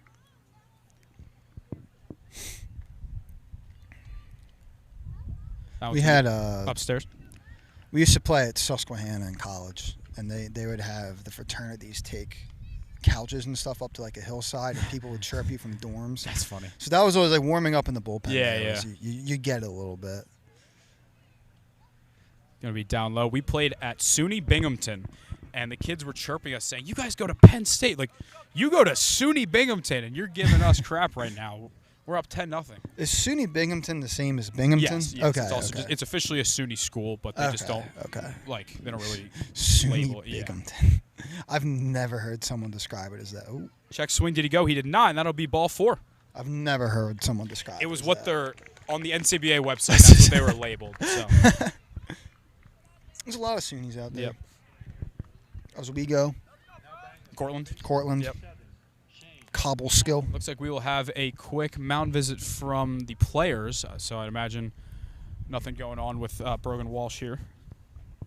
Brockport, yep. They were Brockport D2 club baseball national champions this year. Yeah, they used to get crushed in D1, and they dropped down. And it worked. Dude, sometimes you just gotta. Relegation is for the just better. Know where you should be, Because it's not like it's like PIAA where you're in a certain division based on size. Yeah, yeah. All right, runner on first base here for Springfield. Still one out. Brogan Walsh looking to send Rustin to the state semis for the first time in program history. In fact, this is the first year that they have won a state playoff game in program history. Again, surprising for such a stellar program of late. That ball is going to be a bit upstairs. Good friend of mine, Matt Fricker, Rustin alum, had mentioned that all 4 losses for Rustin in states were at LaSalle University, where he called it, quote, the place where Rustin's dreams go to die. But this year they played, I think, at Frankfurt, maybe? They're at Abraham Lincoln. At Lincoln, okay. And then obviously now Coatesville. Yep. That one to McCaffrey's in there for a strike. Winner of this game advances to take on Greencastle Antrim, which is kind of south of Chambersburg. It's kind of south-central Pennsylvania. Imagine they play that at LaSalle. That would be funny. Make Greencastle come all the way out. That ball's going to be chopped over to third base. That's going to be a tough play. They throw it to second, and it gets away. Okay. I don't think that O'Reilly realized, but he is going to get over to third. All right. And we'll have first and third. That was a tough hop, but I think that the third to second was the correct decision. It just kind of got away. Yeah, All of a sudden, Springfield now has 2 runners on base with 1 out. I thought that might get over the third baseman's I was head. thinking the same.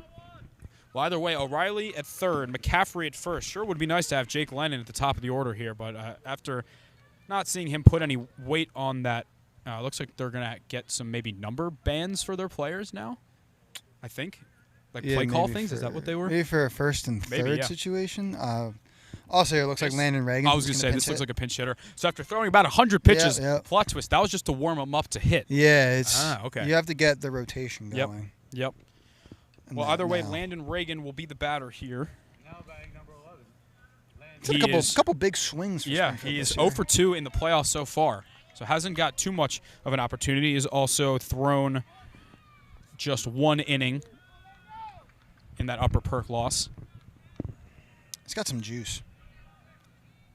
Got to see Perfect pitch on the outside corner. Hitting the cage a little bit in the winter. Well, it seems like Coach Brian Francis' mindset here is that we need some thump. Yeah. He's the guy to do it. Reagan's still just a junior. He'll be back next year. Pitch to Reagan. That ball is grounded up the middle. Xavier Wood flips it to second for 1. Throw to first, and that will do it. Rustin is heading to the state semis for the first time in program history as they take down Springfield by a 9-5 final. And been a great season here for Springfield. Comes to an end. They really put themselves back on the map. It was their first playoff win since 2017. First time making the playoffs since 2022. But at the end of the day, this Rustin team was so deep. The bottom of their order just killed Springfield today. Their clutch players at the top of the order got those runs in, and it looks like Rustin will be taking on Greencastle Antrim. And I think the lingering storyline again will be, could we see AJ Calio in that game? I don't know, but for right now, Rustin's all they can think about here, celebrating this one, a well-deserved win and a first trip to the state semis for a program that deserves it. Yeah, absolutely, and they were the better team today. Definitely a well-fought game, but again, the bottom of the lineup taking advantage of the opportunities they had and providing some momentum was really the story today. Well, that will do it for the high school baseball season here in Delaware County. It looks like our camera just overheated, so perfect timing here. We'll come back in just for a last little sign-off here as we thank everybody for our 4th season covering Delco High School baseball. On behalf of Ben Thorpe and myself, Brendan Ricciardi, we appreciate everybody that's been tuning in all season long to the podcast, tuning into the social media, tuning into the website, tuning into the game broadcast as well. And I'm excited to watch this Springfield team next year. But for Ben Thorpe, for intern Tyler, for intern Shelby, I am Brendan Ricciardi. Thank you so much for tuning in. Stay tuned for some broadcasts this summer. Little League, Delco League. We might be able to get some